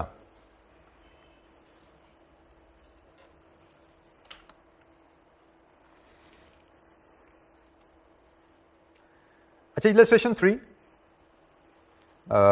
इसमें भी रिक्वायरमेंट हमारी कुछ ऐसे ही है कि calculate pay back period assuming, इसके 2 पार्ट्स हैं जी। पहले मैं सिर्फ पार्ट ए पे बात करता हूं, पार्ट 1 पे बात करता हूं। Cash flows arise evenly through out the year. Evenly through out the year का मतलब आपको कहा गया है साल में 10,000 आएंगे, तो 10,000 साल बाद, आपने यहां पे लिखा है 1 साल बाद 10,000 आपको आएंगे, तो ये साल बाद इकट्ठे नहीं आएंगे, evenly through out, monthly weekly daily basis पे पैसा इकट्ठा हो गए, पूरे 1 साल में 10 मिलियन इकट्ठा होगा। इवनली थ्रू आउट का मतलब क्या है कि पूरे साल में स्प्रेड हुई हुई है रिकवरी। इन्वेस्टमेंट आपने आज की, रिकवरी पूरे साल में स्प्रेड होकर 10 मिलियन है पहली असम्पशन के तहत। Evenly through out the year का मतलब क्या है, अच्छा जिसके मुताबिक रिजल्ट काम इसका भी वैसे ही होना है, क्यूमुलेटिव कैश फ्लोज बनाने हैं। जब आपने इन्वेस्टमेंट की आज की तारीख में तो आपकी नेट पोजीशन 20 नेगेटिव है। 1 साल गुजर गया, पूरे साल में 10 मिलियन रिकवर हो गया, नेट पोजीशन इज 10 नेगेटिव। एक और साल गुजर गया, 8 रिकवर हो गया, योर पोजीशन इज 2 नेगेटिव। एक और साल गुजरा, 6 रिकवर हुआ, आप तो 4 पॉजिटिव हो गए। तो इसका मतलब 3rd ईयर के दौरान ही आपका पे बैक पूरा हो गया, क्योंकि कैश फ्लो तो इवनली आ रहे थे ना, तो कुछ तीसरे साल के कुछ अरसे में आपका पे बैक पूरा हो गया। तो जहां पे इस तरह फ्रैक्शन आए, हम फ्रैक्शन को ईयर में कैसे कन्वर्ट करते हैं, आप ईयर बिफोर फुल रिकवरी लेते हो, जैसे हमारे केस में ईयर बिफोर फुल रिकवरी 2 है, plus unrecovered cost at the start of the year 2 है, and cash flow during the last year 6 है। तो जनाब हमारा यहां से पेबैक पीरियड बनेगा इस केस में 2.33 ईयर्स, या इसको मंथ्स में कन्वर्ट करना हो तो 2 ईयर्स एंड 4 मंथ्स। ये हमने पार्ट 1 के तहत इसको हैंडल किया। हमने इसको ये वाला पार्ट हैंडल किया कि कैश फ्लोज अगर इवनली आ रहे हैं, through out the year spread हुए हैं, तो तीसरे साल में भी 4 महीने ही गुजरेंगे ना, हमारा पेबैक कंप्लीट हो जाएगा। थर्ड ईयर में 4 महीने ही गुजरे होंगे तो हमारा पेबैक कंप्लीट हो जाएगा, क्योंकि कैश फ्लोज तो इवनली आ रहे हैं। पूरे तीसरे साल में आ जाने हैं 6 मिलियन, हमें तो तीसरे साल में चाहिए सिर्फ to complete our payback 2 million. तो साल में 6 आते हैं तो 2 कितने अरसे में आएंगे? 4 मंथ्स। 2/6 कर दिया हमने, ये कैलकुलेशन आपके सामने है, बेसिक सा फार्मूला है, 2/6 करके 0.33 ईयर्स या 4 मंथ्स।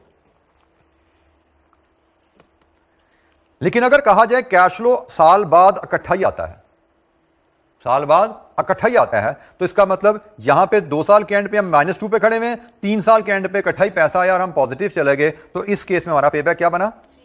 3 ईयर्स। बेशक जरूरत से ज्यादा आ गए, लेकिन आए तो 3 साल बाद ना, तो हमारा पेबैक तो 3 साल बाद ही कंप्लीट हुआ। तो अगर कैश फ्लो हमें बताया जाए ईयर के एंड पे इकट्ठा आता है, फिर ये फार्मूला हमें अप्लाई नहीं करना, फिर हमें सिर्फ ये देखते जाना है कि पॉजिटिव किस साल के एंड पे होते हैं। तो जिस साल के एंड पे पॉजिटिव हो रहे हैं वही साल हमारा पेबैक की कंप्लीशन का ईयर है। इस केस में हमारा पेबैक 3 ईयर्स है। प्रैक्टिकली आपने कहा एक थर्ड केस अनइवन बना लिया जाए। प्रैक्टिकली जब आप फोरकास्ट कर रहे हो, फोरकास्ट, ये सारा फोरकास्ट है ना, अंदाजा है, तो अंदाजे में अनइवन फोरकास्ट प्रिडिक्ट करना थोड़ा सा इंपॉसिबल हो जाता है। अंदाजे में आप यूजुअली सिंप्लीफाइड ही अंदाजा लगा सकते हो। प्रैक्टिकली आपकी रिकवरी ना इवन होनी है ना ईयर एंड पे आनी है। प्रैक्टिकली तो हमारी रिकवरी ना इवन होगी ना ईयर एंड पे इकट्ठे आएगी, आएगी तो स्प्रेड हो गई और होगी भी शायद अनइवन। लेकिन अनइवन का पैटर्न फोरकास्ट करना प्रैक्टिकल नहीं है, ठीक है। तो जब हम डिसीजन मेकिंग में जाते हैं, हम जब फ्यूचर से डील कर रहे होते हैं, तो we have to deal with estimation, और एस्टिमेशन की कुछ अपनी लिमिटेशन है ना, तो उन लिमिटेशन के तहत शायद यही 2 पॉसिबल प्रैक्टिकल अजम्पशन रहती हैं। जब हम 5, 7, 8, 10 साल पे जा रहे हैं, हाँ अगले 6 महीने की 12 महीने की फोरकास्ट करनी है, then probably we can have that precise, relatively precise forecast, जिसमें हम अनइवन चीजों को भी फोरकास्ट कर सकते हैं। जैसे हमारे पास का अनइवन चीजें हो जाती हैं, सीजनल आइटम्स।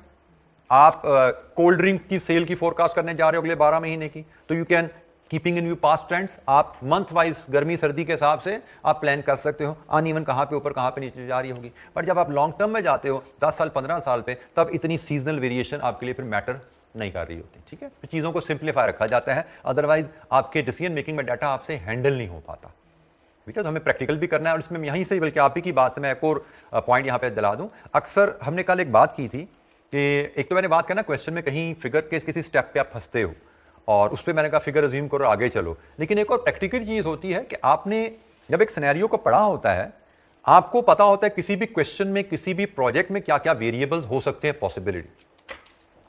आप एग्जाम में क्वेश्चन आया, आप वो क्वेश्चन पढ़ते हो तो आपको लगता है कोई वेरिएबल मिसिंग है, कोई इंफॉर्मेशन क्वेश्चन में मिसिंग है, जो क्या प्रैक्टिकली हो सकता है, तो वहां पे भी हमें अजम्पशन लेनी पड़ती है। जैसे यहां पे क्वेश्चन कहता था सिर्फ पे बैक कैलकुलेट करो, पे बैक कैलकुलेट करो। आपको पता है पे बैक तो 2 तरीके से होता है, इंफॉर्मेशन मिसिंग है, हम इस तरह भी कैलकुलेट कर सकते हैं, पे बैक इस तरह भी कैलकुलेट कर सकते हैं। अब हम क्या करें, आगे भी चल के ऐसे सिनेरियो आएंगे जहां पे हमें फ्लेक्सिबिलिटी मिला करेगी। तो यहां पे असूल याद रखने हैं, जब भी एग्जामिनर आपको फ्लेक्सिबिलिटी दे मेथड के ऊपर, डाटा थोड़ा सा हाइड करे, कम दे और फ्लेक्सिबिलिटी दे दे। जैसे यहां पे वो कहता था, जैसे पार्ट ए में उसने कहा है, वहां पे तो मैंने डिस्कस इसलिए नहीं किया, हमें 2 एंगल पता नहीं थे, लेकिन अब हमें 2 एंगल पता लग गया ना। यहां पे वो कहता पे बैक कैलकुलेट करो, तो हमें पता भी पे बैक तो 2 तरीके से हो सकता है, हम दोनों से तो नहीं करेंगे एग्जाम में, एक से ही करेंगे क्योंकि 2 नंबर की वर्किंग है। कौन सा तरीका करना है, तो ये असूल याद रखिएगा, हमेशा आसान तरीका अख्तियार कीजिए। ये सामने स्टूडेंट के दिन में कोई रहती है चीज कि हम मुश्किल अजम्पशन लेके मुश्किल तरीके की तरफ जाएंगे, जब मुश्किल तरीके की तरफ जाओगे तो बात इंपॉसिबल हो जाता है, एग्जाम कंडीशन में हैंडल नहीं होता आपसे। असूल याद रखना, जहां पे examiner flexibility they, always go for the simpler method, ठीक है। 2 में से कोई एक मेथड लेना, तो जो आसान है उसकी तरफ चलना है, ये याद रखना। असूल जिंदगी आसानी की तरफ लेके जाएंगे, मुश्किल तरफ नहीं लेके जाएंगे। तो जनाब पे बैक पीरियड कैसे कैलकुलेट करना है किसी प्रोजेक्ट का, पे बैक पीरियड मेथड कहता है कि आपने किसी भी प्रोजेक्ट की फिजिबिलिटी असेस करनी है, तो उस प्रोजेक्ट के कैश फ्लोज एस्टीमेट करके उस प्रोजेक्ट का पे बैक कैलकुलेट कर लें। वो पे बैक अगर कैश फ्लोज इवन है तो आप इस फार्मूला की मदद से कर लेते हैं, अगर इवन एनुअल कैश फ्लोज है इस फार्मूला से पे बैक निकल आता है। अगर अनइवन एनुअल कैश फ्लोज है तो क्यूमुलेटिव कैश फ्लो का कॉलम बना के पेबैक निकल आता है।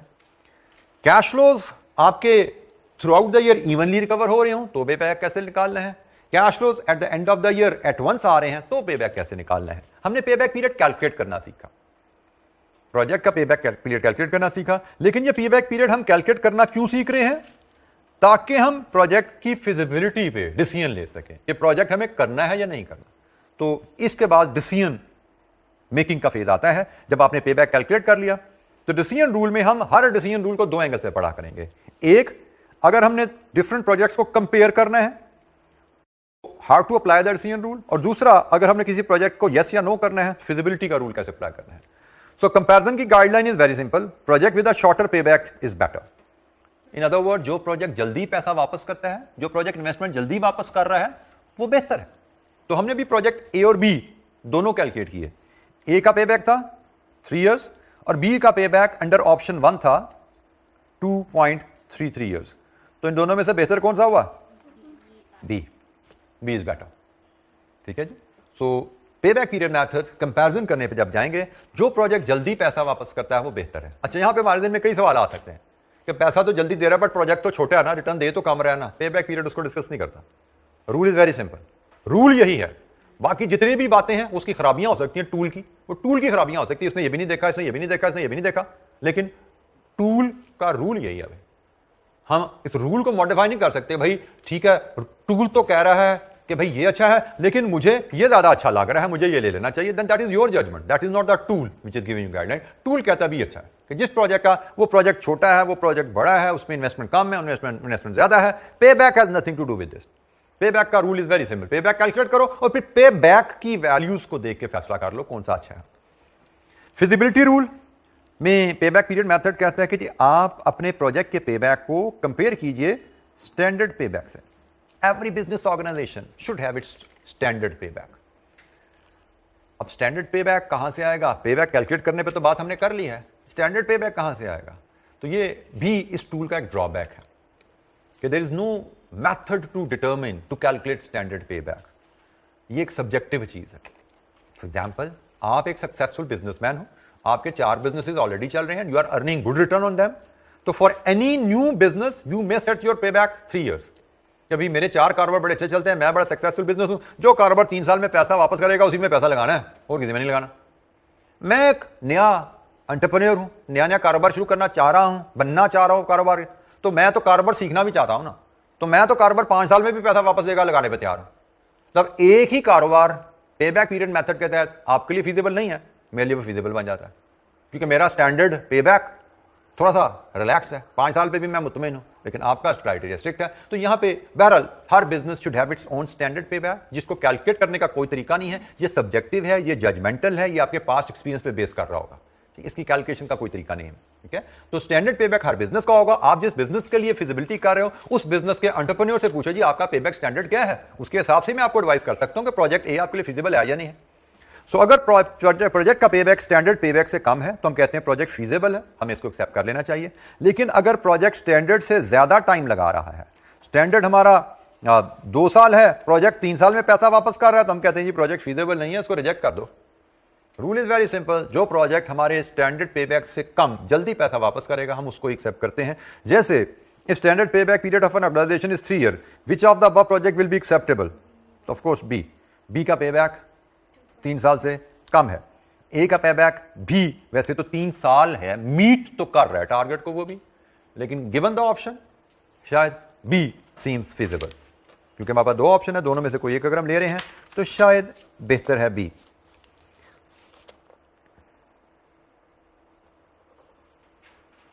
जी एनी क्वेश्चन, कोई सवाल? Payback period method. अच्छा जी, यहां पे एक पॉइंट और याद रखिए, payback period method cash flow based tool है। इनिशियल इन्वेस्टमेंट पैसे जेब से कितने गए, सालाना रिटर्न कैश टर्म में कितनी आ रही है। बाज़ का होता क्या है कि एग्जामिनर आपको सालाना रिटर्न कैश नहीं अकाउंटिंग प्रॉफिट की टर्म में दे देता है। तो फाइनेंशियल वैसे तो अकाउंटिंग प्रॉफिट से कैश फ्लो में कन्वर्ट करना, रिपोर्टिंग ने आपने स्टैंडर्ड पढ़ा हुआ है, काफी चीजें से एडजस्टमेंट होती हैं, बट वो एडजस्टमेंट यहां पे हमारी रिक्वायर्ड नहीं है, हमारा यहां पे स्कोप नहीं है। हमारा स्कोप यहां पे सिर्फ इतने हैं कि हमें पता हो कि पेबैक पीरियड मेथड में प्रॉफिट नहीं कैश यूज होना है, और प्रॉफिट को कैश में कन्वर्ट करना है एक्चुअली कैसे उन्हें हमने सीखा हुआ है। यहां पे सिर्फ हमें ये रिलेशनशिप याद रखना है कि अभी प्रॉफिट को कैश में कन्वर्ट करने के लिए सिंपल सी एक ही एडजस्टमेंट काफी है हमारे लिए, इससे ज्यादा एडजस्टमेंट हमें एग्जामिनर कभी टेस्ट नहीं कर पाया अभी तक। और वो एडजस्टमेंट वेरी सिंपल है कि accounting profit plus depreciation is cash, और अदरवाइज आप कह सकते हो कि profit is equal to cash flow minus depreciation.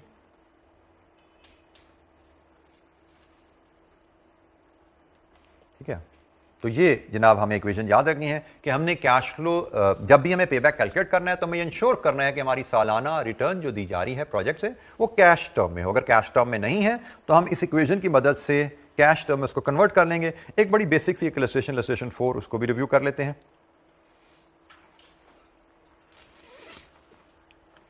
Calculate payback period of the project and advise on its feasibility if the company's benchmark payback period is 4 years.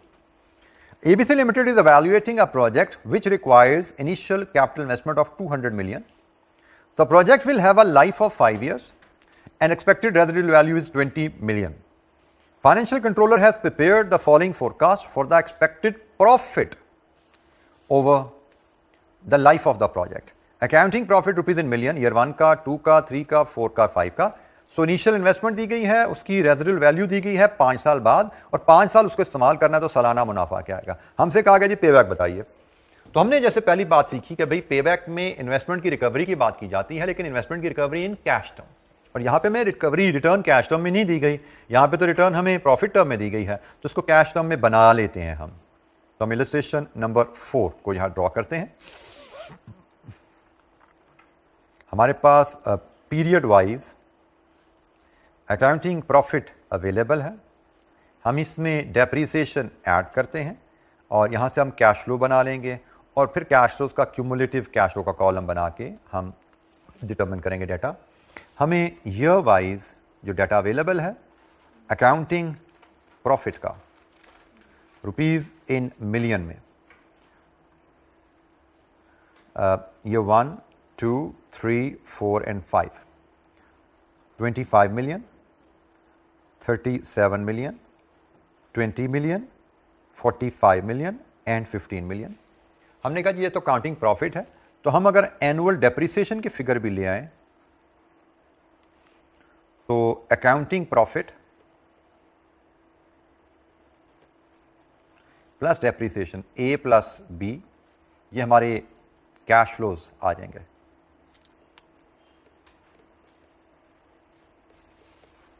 Putting in the values, depreciation initial investment है, residual value है, life है। Depreciation की policy तो बताई नहीं, तो जैसे मैंने कहा पॉलिसी तो रिड्यूसिंग बैलेंस भी है, स्ट्रेट लाइन भी है, तो सिंपलीफाइड यहाँ पे जो कर सकते हैं हम वो है जी स्ट्रेट लाइन। ऐसा ही है जी, वर्किंग 1 में जाएं तो स्ट्रेट लाइन क्या होती है जी, annual depreciation, initial investment minus residual value divide with life. कितनी बनी जी, 36 मिलियन। ये हमारी एनुअल डेप्रिसिएशन आ गई जी। लीजिए जी 4 सालों में एनुअल डेप्रिसिएशन यहाँ फीड कीजिए, सॉरी 5 साल, और ए प्लस बी 61, 73, 56, 81, 51। लीजिए जी ये हमने रिटर्न के जो ऑपरेटिंग कैश फ्लोज हैं वो डिटरमिन कर लिए। अब लेकिन जो चीज़ मिसिंग है, इन्वेस्टमेंट मिसिंग है जी। हम एक इन्वेस्टमेंट भी यहाँ पे ऐड कर लेते हैं इसी कॉलम में, उसको डायरेक्ट मैं यहाँ पे लैंड कराता हूँ 200 की, इन्वेस्टमेंट को एज नेगेटिव शो करते हैं, और एक आइटम जो और रहेगी दैट इज रेजिडुअल वैल्यू, उसको भी हम यहाँ पे इनकॉर्पोरेट कर लेते हैं, वो भी 5 साल बाद है और वो 20 मिलियन का इनफ्लो है। अब ये डाटा उस शेप में आ गया जिसमें हम क्यूमुलेटिव कैश फ्लो बनाएंगे और पे बैक कैलकुलेट कर लेंगे। तो जनाब अब हम यहाँ पे क्यूमुलेटिव कैश फ्लोज बनाते हैं ताकि पे बैक ले सकें। इन्वेस्टमेंट जब की 200 नेगेटिव, 61 रिकवर हुआ, 139 still negative, 73 recover, 66 still negative, 10 still negative, 71 positive. तो जनाब हमने जो पेबैक का तरीका पढ़ा, फुल रिकवरी से पहले 3 इयर्स हैं और इसके बाद 10/81। सॉरी, मुश्किल तरीका, ये मुश्किल तरीका, ठीक है, आसान क्या है, हाँ मुश्किल तरीका है। आपके साथी का कहना है कि आसान तरीका है, अजम्पशन लिखें ईयर एंड पे सारा पैसा आता है और हम 4 साल का पेबैक रिपोर्ट कर दें, बिल्कुल ठीक है, हम ये भी रिपोर्ट कर सकते हैं। ये भी रिपोर्ट कर सकते हैं कि लेकिन नॉर्मली हम जब पे बैक पीरियड को नॉर्मली क्वेश्चन जब देखते हैं बुक्स में देखते हैं तो उसमें ज़्यादातर हमें इवन कैश फ्लोज की बेसिस पे अजम्पशन नजर आती है। अच्छा, यहाँ पे एक जो चीज़ भी ध्यान रखिएगा, एक है मैंने आपको कहा कि generally will go for easy assumption. Easy assumption कौन सी है, लेकिन इसकी दूसरी गाइडलाइन भी अजम्पशन की होती है। दूसरी गाइडलाइन होती है what is customary, what is commercially appropriate to zoom. तो commercially appropriate to zoom is even distribution, क्योंकि कैश फ्लो रेवेन्यू कभी भी इकट्ठा साल के एंड पे नहीं आता। तो ये भी ज़हन में रखना होता है कि हम सेकंड जो गाइडलाइन आ गई अजम्पशन के ऊपर, what is commercially commercial terms. तो कमर्शियल टर्म्स के तहत इवन डिस्ट्रीब्यूशन इज रेलेवेंट। तो 3.2 years, this is enough. Months में जाने की जरूरत नहीं है, हमें पता है मंथ में जाना तो क्या करते हैं। 3.2 ईयर्स इज आर पे बैक। लेकिन उसने सिर्फ पे बैक नहीं कहा, उसने कुछ और भी कहा। क्या कहा उसने? कहा जी 4 साल है स्टैंडर्ड पे बैक, एडवाइस भी कीजिए। तो स्टैंडर्ड से कंपेयर किया तो हमारा decision is accept the project. Project accept करो, हमारा स्टैंडर्ड 4 साल पे बैक है, प्रोजेक्ट 3 साल 3.2 ईयर्स में रिटर्न कर रहा है investment, so this is feasible.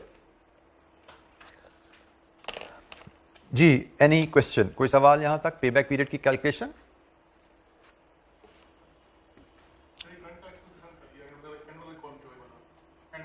And वाला कॉलम जी बेटा, ये हम निकालते हैं ऐसे कि 200 में से 61 माइनस किया, रिकवर हो गया साल बाद, तो बाकी कितना बच गया?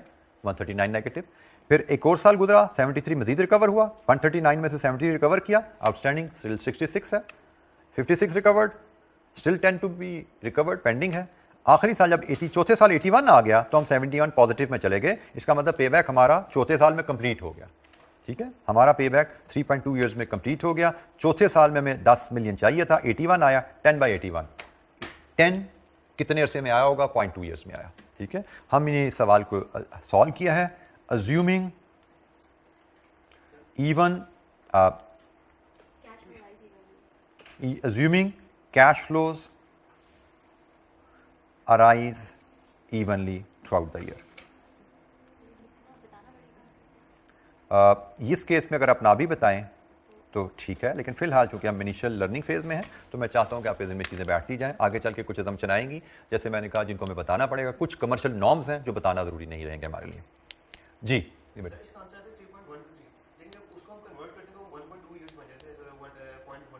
10/81 क्या आ रहा है?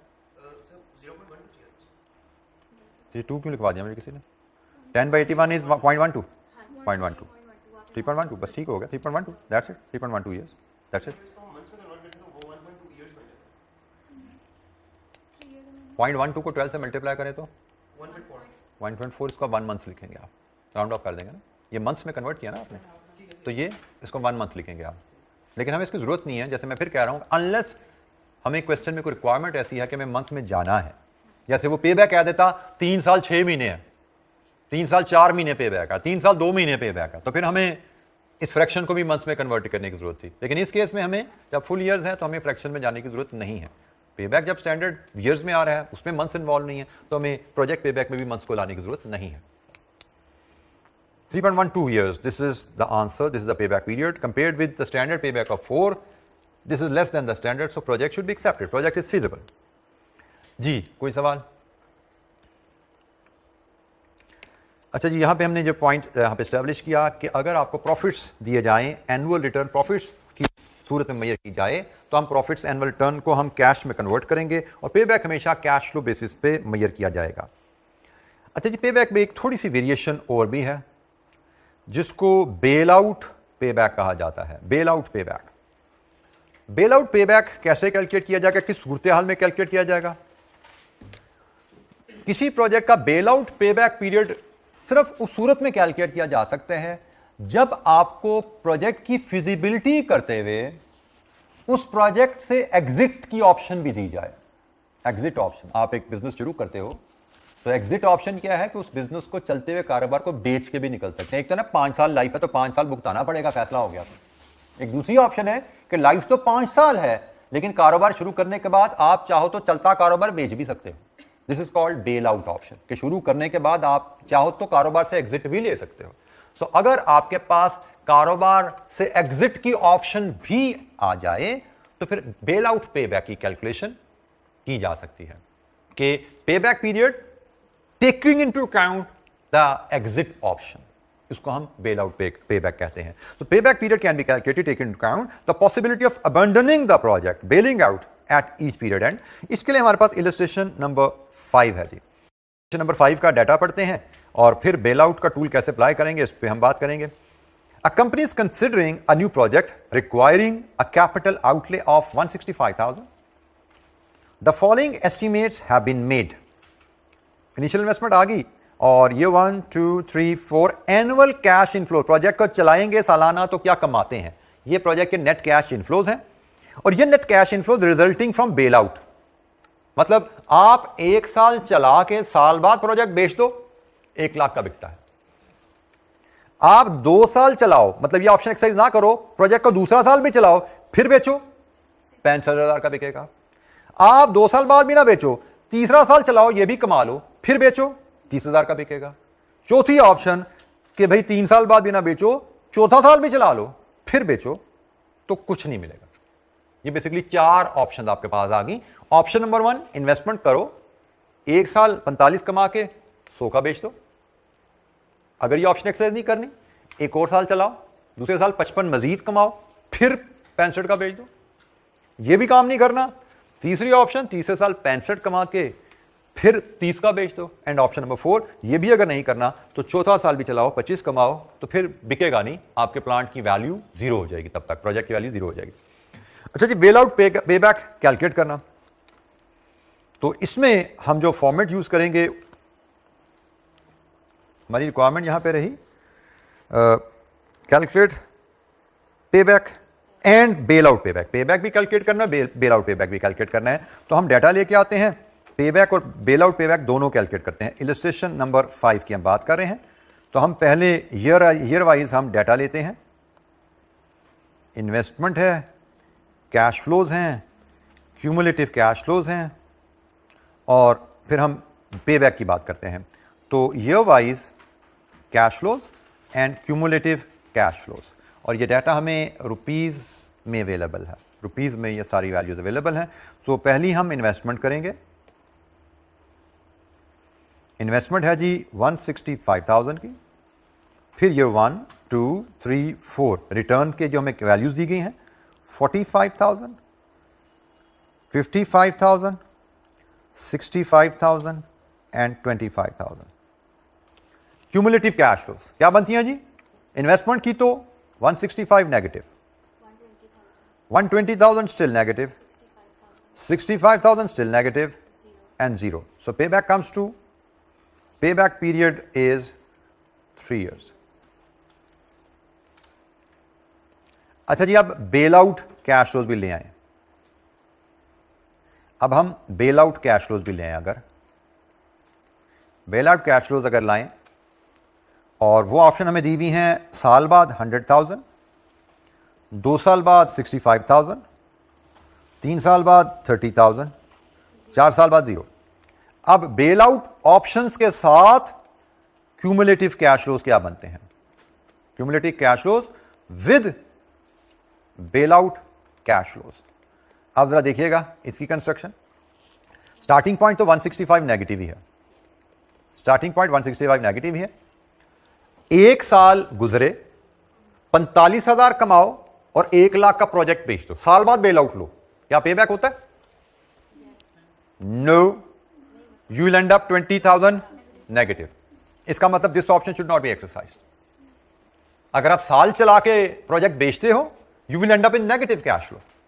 This option should not be exercised. आपने कहा अच्छा ये नहीं करना, 2 साल चलाओ, 1,65,000 इन्वेस्ट करो, माइनस दिस देन बेचो, क्या पोजीशन बनती है? 0 हो गया। तो हमने कहा जी यहां पे ब्रेक इवन पूरा हो जाता है, तो इसका मतलब बेल आउट पे back is 2 years। If you consider bail out option, you can complete your पे बैक इन 2 years। प्रोजेक्ट चला के पैसा 3 साल में पैसा वापस कर रहा है, लेकिन अगर बेल आउट की ऑप्शन ध्यान में रखो तो प्रोजेक्ट 2 साल में आपका पैसा वापस कर देता है, कर सकता है। तो bail out package, bail out payback हम यहां पे कैलकुलेट करेंगे। बेल आउट पे बैक पीरियड इज 2 years। ठीक है जी। Bail out cumulative cash flows, bail out calculations में देखिएगा, पहले केस में हमने यहां पे किया इधर से इधर आए, इधर से इधर आए और यहां तक गए। दूसरे केस में हमने क्या किया, हम यहां से यहां पे आए, फिर यहां से यहां पे आए, फिर इधर आए और फिर इधर पहुंचे। ठीक है जी, ये आइदर और है, आइदर आप ये करें और ये करें। हमने कहा ये करें तो नेगेटिव रहता है, पेबैक पूरा नहीं होता। आप इस ऑप्शन पे आए तो 2 साल में पेबैक पूरा हो जाता है बेल आउट कैश फ्लोज के साथ। ये कैलकुलेशन कभी टेस्ट नहीं हुई भी, और जैसे मैंने कहा एक बेसिक छोटा सा कॉन्सेप्ट है, कभी आपको 2-4 एक आध नंबर 2 नंबर की कैलकुलेशन कहीं आ जाए तो इसको आपको रिफ्रेश रहना चाहिए। इसकी बहुत ज़्यादा रिसर्च R&D, इसके कॉम्प्लेक्स केसेस ढूंढने की कोशिश ना की जाएगा। ठीक है, बेसिक कॉन्सेप्ट बेसिक लेवल तक रखिए। कहीं डिस्कशन में 2 लाइनें लिखने को आ जाए या छोटी सी कैलकुलेशन करने को आ जाए एक आध नंबर की, you should have that basic understanding. वो आपको इस एग्जाम्पल से मिलती है जी। एनी क्वेश्चन, कोई सवाल यहां तक? हमने पे बैक पीरियड क्या है, कैपिटल इन्वेस्टमेंट अप्रेजल का पे बैक पीरियड टूल क्या है, पे बैक पीरियड कैलकुलेट कैसे किया जाता है किसी प्रोजेक्ट के इवन कैश फ्लोज हो, पे बैक पीरियड कैसे कैलकुलेट किया जाता है किसी प्रोजेक्ट के अनइवन कैश फ्लोज हो, बेल आउट पे बैक से क्या मुराद है, बेल आउट पे बैक कैसे कैलकुलेट किया जाता है, फिर प्रॉफिट्स और कैश फ्लोज में डिफरेंस फाइनेंशियल मैनेजमेंट में क्या रहेगा। पे back period cash flow based tool है, अगर हमें प्रॉफिट टर्म में रिटर्न दी जाए तो हम उसको कैश टर्म में कन्वर्ट करके फिर पे बैक पीरियड कैलकुलेट कर सकते हैं। तो यहां तक की डिस्कशन जो हमने की उसकी समरी मैंने आपसे शेयर की। कोई सवाल?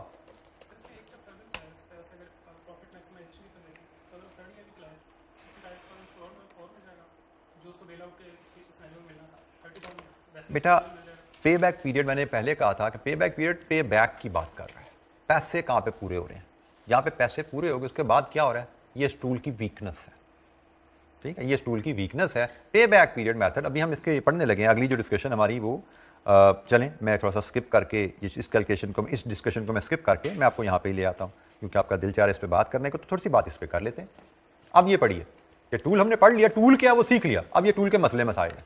को फायदे हैं बड़े बेसिक से, नुकसानों की लिस्ट बड़ी लंबी है, ये भी थोड़ी सी अभी समराइज लिस्ट यहाँ पे गिवन है। तो read through the advantages and disadvantages, और जो पॉइंट आपको समझ नहीं आता, अंडरस्टैंडिंग इज इंपॉर्टेंट, रट्टा नहीं लगाना, ये किताब में लिखी हुई चीजें, अंडरस्टैंडिंग हमें लेनी है, क्योंकि ये अंडरस्टैंडिंग हमें क्वेश्चन की अंडरस्टैंडिंग में काम आएगी। तो पढ़िए, जो चीज समझ नहीं आती उस पर क्वेश्चन कीजिए, वाई, हाउ, एडवांटेजेस पढ़ लीजिए, डिसएडवांटेजेस पढ़ लीजिए, मार्क कर लीजिए अपने पास नंबर जिस पे आपने क्वेश्चन रेज करना है, पहले सब पढ़ लें, फिर सारे हम सवालों के जवाब देना शुरू करेंगे।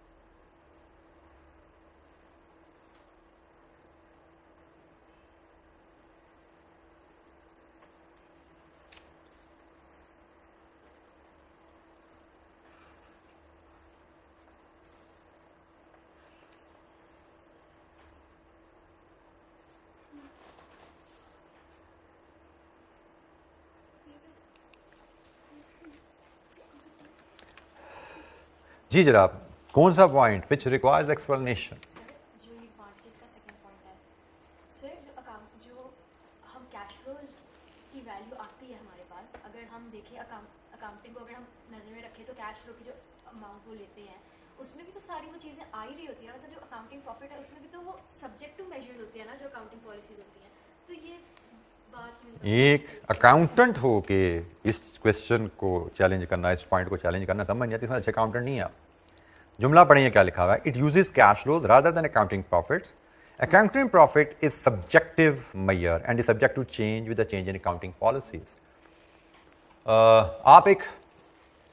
आप सपोज आप फिजिबिलिटी के रिस्पॉन्सिबल हैं, आपने एक फिजिबिलिटी की, आपने अपने बॉसेस को बताया भाई प्रोजेक्ट ए में पैसा लगा दो, सालाना मुनाफा हमें 4 करोड़ आएगा। आपके बॉस ने आपके कहने पे इन्वेस्टमेंट कर दी 10 करोड़ 20 करोड़ जितनी भी थी कि जी सालाना मुनाफा 4 करोड़ आएगा ना, आपने कहा हाँ जी आएगा। अब जनाब इन्वेस्टमेंट होगी, अब साल गुजरा, आपने PNL बनाया, आपने पता लगा मुनाफा तो आ रहा है 3.5 करोड़, ये तो आ रहा है 3.25 करोड़। अब आपने कहा जी मैं ये बॉस के सामने स्टेटमेंट कैसे लेकर जाऊँ, खिंचाई तो मेरी हो जाएगी कि मैंने कहा था 4 करोड़ पक्का आएगा, मेरे कहने पे उसने डिसीजन लिया है, अब मैं उसी जाके कहूँ कि 3.25 करोड़ मुनाफा आ रहा है, तो अकाउंटेंट क्या करेगा? पॉलिसीज से मैनिपुलेट करेगा।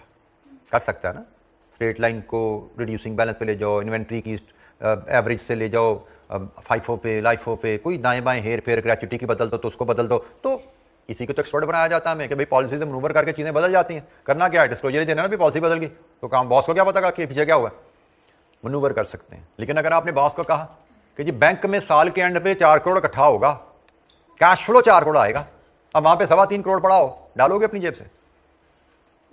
कैश फ्लोज मैनिपुलेट नहीं हो सकता, प्रॉफिट्स पॉलिसीज से मैनिपुलेट हो जाते हैं। ठीक है, तो इसलिए हम कहते हैं कैश फ्लो बेस्ड टूल्स बेहतर है। ठीक है, उनमें मैनिपुलेशन नहीं हो सकती।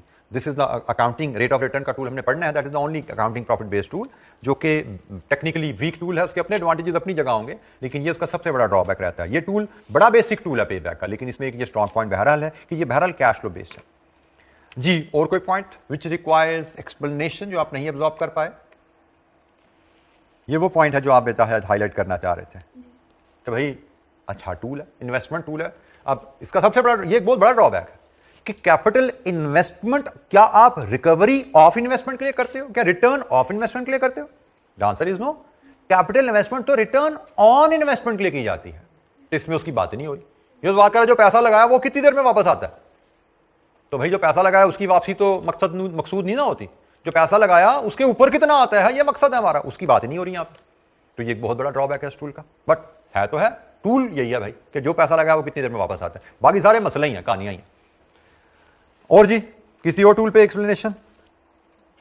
ये मैं पहले हाईलाइट कर चुका हूं, सब्जेक्टिव है जी। डिसीजन ऐसा टूल है जिसका डिसीजन रूल ही सब्जेक्टिव है, उसकी कोई बेस नहीं है। ये भी बहुत बड़ा ड्रॉबैक कि डिसीजन रूल जिसके ऊपर आप फैसला कर रहे हो उसकी कोई बेस नहीं है। फिर टाइम वैल्यू ऑफ मनी का कॉन्सेप्ट से आप फेमिलियर हैं, इसको आगे चल के मजीद दोबारा हम इसको टच करेंगे, फिलहाल इस पर मैं डिबेट नहीं करता।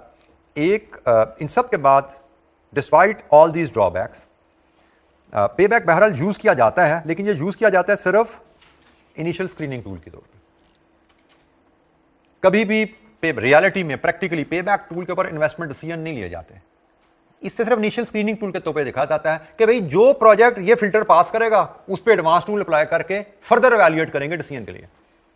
हम कभी भी इसको सोली पेबैक के ऊपर कैपिटल इन्वेस्टमेंट डिसीजन नहीं लेंगे, नहीं लेते, because it is such a basic tool कि it is ignoring many major aspects of investment decisions. हम इसको इनिशियल स्क्रीनिंग टूल के तौर पे लेते हैं। नॉर्मली हम DCF मेथड जो है उनको यूज करके उनके ऊपर फाइनल डिसीजन ले रहे होते हैं। और DCF मेथड में भी मोस्ट एडवांस्ड जो टूल है, मोस्ट रिलायबल टूल है वो NPV है, और फिर NPV का ही मॉडिफाइड वर्जन है जो स्पेसिफिक हालात में हम यूज करते हैं APV, जो मैंने आपको टूल नंबर 7 बताया था। वो NPV का ही मॉडिफाइड शेप है जो खास हालात में यूज की जाती है। वो हालात क्या है, उन हालात पे भी बात करेंगे, और APV कैसे यूज होती है उस पर भी बात करेंगे। अदरवाइज APV को छोड़े तो NPV is the best tool, technically superior tool, और जनरली NPV का टूल है जिसपे कैपिटल इन्वेस्टमेंट डिसीजन नॉर्मली लिए जाते हैं, मोस्टली लिए जाते हैं। जी, एनी क्वेश्चन, कोई सवाल यहां तक? जी अच्छा जी, पेबैक पीरियड मेथड की कहानी खत्म। अब शायद आगे चल के एक ही छोटी सी इलस्ट्रेशन आएगी रिवीजन के नाम पे, जिसमें हम पेबैक को दोबारा कैलकुलेट करेंगे, और वो भी 5-10 मिनट की बात होगी। इसके अलावा पेबैक पीरियड पे हमारे अगले 3-4 महीने में कोई बात नहीं होने वाली। ठीक है, इंशाअल्लाह हमारा टारगेट रहेगा 31 अक्टूबर तक जाने का। We have ample time till 31 October इंशाअल्लाह। ईदें शीदें सारी गुजर चुकी हैं, तो इंशाअल्लाह हम कंफर्टेबली चलते हुए सफिशिएंट टाइम है। हमें 110 to 20 आवर्स चाहिए और हमें ईजिली अवेलेबल हो जाएंगे जो शेड्यूल हमने किया हुआ है 3 डेज अ वीक के हिसाब से। किसी इंशाअल्लाह हमें एक्स्ट्रा क्लास की जरूरत नहीं पड़ने वाली, खुदा न खास्ता, unless there is some unforeseen event. अच्छा जी, दूसरा tool accounting rate of return. और ये फिर ध्यान में रखें, we are faced with multiple capital investment option and we have to evaluate whether an option is feasible और not, and we have to compare if feasible which option is the best one. तो जब हमने payback में किया था हमने comparison का rule भी पढ़ा था और हमने डिसीजन फिजिबिलिटी का रूल भी पढ़ा था। वही काम यहाँ पे होने वाला है कि अकाउंटिंग रेट ऑफ रिटर्न हमें क्या मेथड बताता है और फिर उसके रूल क्या है डिसीजन लेने के। अकाउंटिंग रेट ऑफ रिटर्न के डिफरेंट नेम्स हैं, पहले तो ये नाम रजिस्टर कराए ना हम। अकाउंटिंग रेट ऑफ रिटर्न को हम average rate of return method भी कहते हैं, इसको return on capital employed method भी कहते हैं। There are different names to this single tool.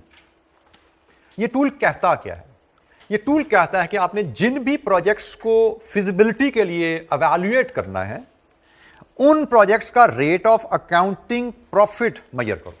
कि फॉर एग्जांपल हम चाइना की मशीन लेंगे तो चाइना की मशीन हमें सालाना किस रेट पे मुनाफा कमा के देगी। हम इटली की मशीन लेंगे तो इटली की मशीन हमें सालाना किस रेट पे मुनाफा कमा के देगी, एवरेज सालाना मुनाफा कमा ले किस रेट पे देगी। हम अगर से जर्मनी की मशीन लाते हैं तो वो सालाना किस एवरेज रेट पे हमें मुनाफा कमा के देगी। सो accounting rate of return tool कहता है कि हर अवेलेबल ऑप्शन का सालाना एवरेज प्रॉफिट का रेट निकालिए। That average rate of return can be calculated based on average investment और इनिशियल इन्वेस्टमेंट। इन दोनों में से किसी भी बेस पे आप रेट कैलकुलेट कर सकते हो। Estimated annual accounting profit divided with average capital investment और इनिशियल कैपिटल इन्वेस्टमेंट, जो मर्जी इस्तेमाल कर लो, कोई फर्क नहीं है। मतलब दोनों टूल्स सेम रिजल्ट देते हैं, सेम डिसीजन देते हैं। आल्दो रेट दोनों से फर्क आ रहा है, बट हम रेट में इंटरेस्टेड नहीं है, हम डिसीजन में इंटरेस्टेड। रेट क्यों निकाल रहे हैं? डिसीजन लेने के लिए। तो आप इस टूल से रेट निकालो, इस फार्मूला से रेट निकालो, या आप इस फार्मूला से रेट निकालो, डिसीजन सेम रहेगा। कैसे? आगे चल के बात करेंगे। तो हमने कहा जी हम दोनों तरीकों से एवरेज या इनिशियल कैपिटल दोनों पे ARR कैलकुलेट करके, यहां पे अगर हम इसको ये भी डाल दें, परसेंटेज में आना है तो 100 से मल्टीप्लाई कर दें, तो जिस मर्जी फार्मूला से परसेंटेज निकालें, डिसीजन हमारा सेम रहता है। ठीक है, तो वी हैव द फ्लेक्सिबिलिटी। अच्छा, यहां पे मजीद थोड़ी सी बात कर लें। इनिशियल कैपिटल एम्प्लॉयड हमने कहा, इससे क्या मुराद है? Initial capital investment plus working capital investment. Working capital investment से मुराद होती है, वर्किंग कैपिटल की डेफिनेशन तो पता ही है ना आपको, क्या होता है? Current assets minus current liabilities. बिल्कुल ठीक है जी, current asset minus current liabilities आपको वर्किंग कैपिटल होता है। लेकिन अगेन आपका सिलेबस में तो नहीं रहा, लेकिन मेरा दिल चाहता है कि ये इतनी बड़ी एक वैल्यूएबल इंफॉर्मेशन होती है, अक्सर बच्चों को इसका मतलब ही नहीं पता होता। इसको जरा बात थोड़ी सी कर लेते हैं। वर्किंग कैपिटल, आपने मुझे कहा कि current asset minus current liabilities, you are very comfortable on this concept. लेकिन मैं आपसे कहूं, ये तो आपने इसको कैलकुलेट करने का तरीका बता दिया ना, इसको जरा डिफाइन करो। What does this measure? क्या आपके करंट एसेट्स 100 रुपए के हैं, करंट लायबिलिटीज आपकी से 70 रुपए की है, वर्किंग कैपिटल 30 रुपए आया, ये 30 रुपए क्या बता रहा है भाई? 30 रुपए कैलकुलेट तो करना आ गया आप। What does this tell you? What is this 30? ठीक है, तो कैश एंड बैंक का बैलेंस देख लो, ये पॉजिटिव कैश फ्लो कहां से आ गया? Current asset minus current liabilities, positive cash flow कहां से आ गया जी? What is working capital? What does this communicate? Team के बिजनेस में, क्योंकि करंट एसेट्स और करंट लायबिलिटीज जो है वो विद इन 1 ईयर जो है उसमें वो चेंज होती रहती है। तो एक साल के अंदर अंदर आप उसको मतलब किस तरह यूटिलाइज कर सकते हो आप अपनी एसेट्स को, लायबिलिटीज को फुलफिल करने के लिए। और आई थिंक जी, एनी अदर वॉलंटियर?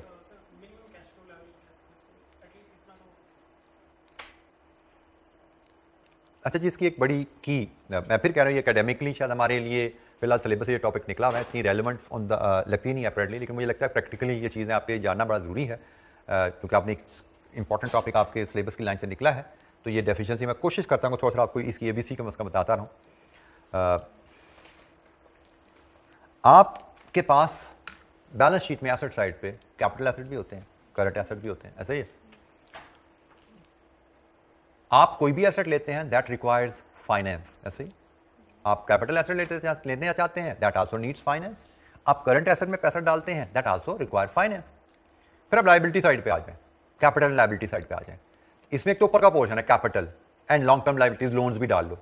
ये क्या बताते हैं? What are these? Debit side पे एसेट्स हैं, तो इक्विटी और लोन्स क्या है? Long term sources of finance. कहां से पैसा रेज किया, इधर इन्वेस्ट कर दिया, यही होता है ना। Debit asset credit source of finance, यही चल रहा होता है ना भाई। क्या पैसा रेज करते हो पहले कैश में, या debit cash credit equity, debit cash credit loan, और फिर आपने एसेट बाय कर लिया। तो आपकी जो इक्विटी है और आपके जो लॉन्ग टर्म लोन्स हैं वो आपके सोर्सेज हैं फाइनेंस के, और एसेट्स आपकी फाइनेंस की यूटिलाइजेशन है, फंड्स की यूटिलाइजेशन। ये आपकी फंड्स की यूटिलाइजेशन है इन शॉर्ट टर्म एसेट्स, और ये फंड का सोर्स है आपका शॉर्ट टर्म सोर्स। ठीक हो गया? मतलब आपकी ये इंफॉर्मेशन क्या बता रही है कि आपने करंट एसेट में 100 रुपए इन्वेस्ट किया है, शॉर्ट टर्म एसेट में 100 रुपए इन्वेस्ट किया है, और आपने शॉर्ट टर्म सोर्स से 70 रुपए रेज किए हैं। इसका मतलब क्या है कि ये जो 30 रुपए हैं ये लॉन्ग टर्म सोर्स से रेज हुए में है।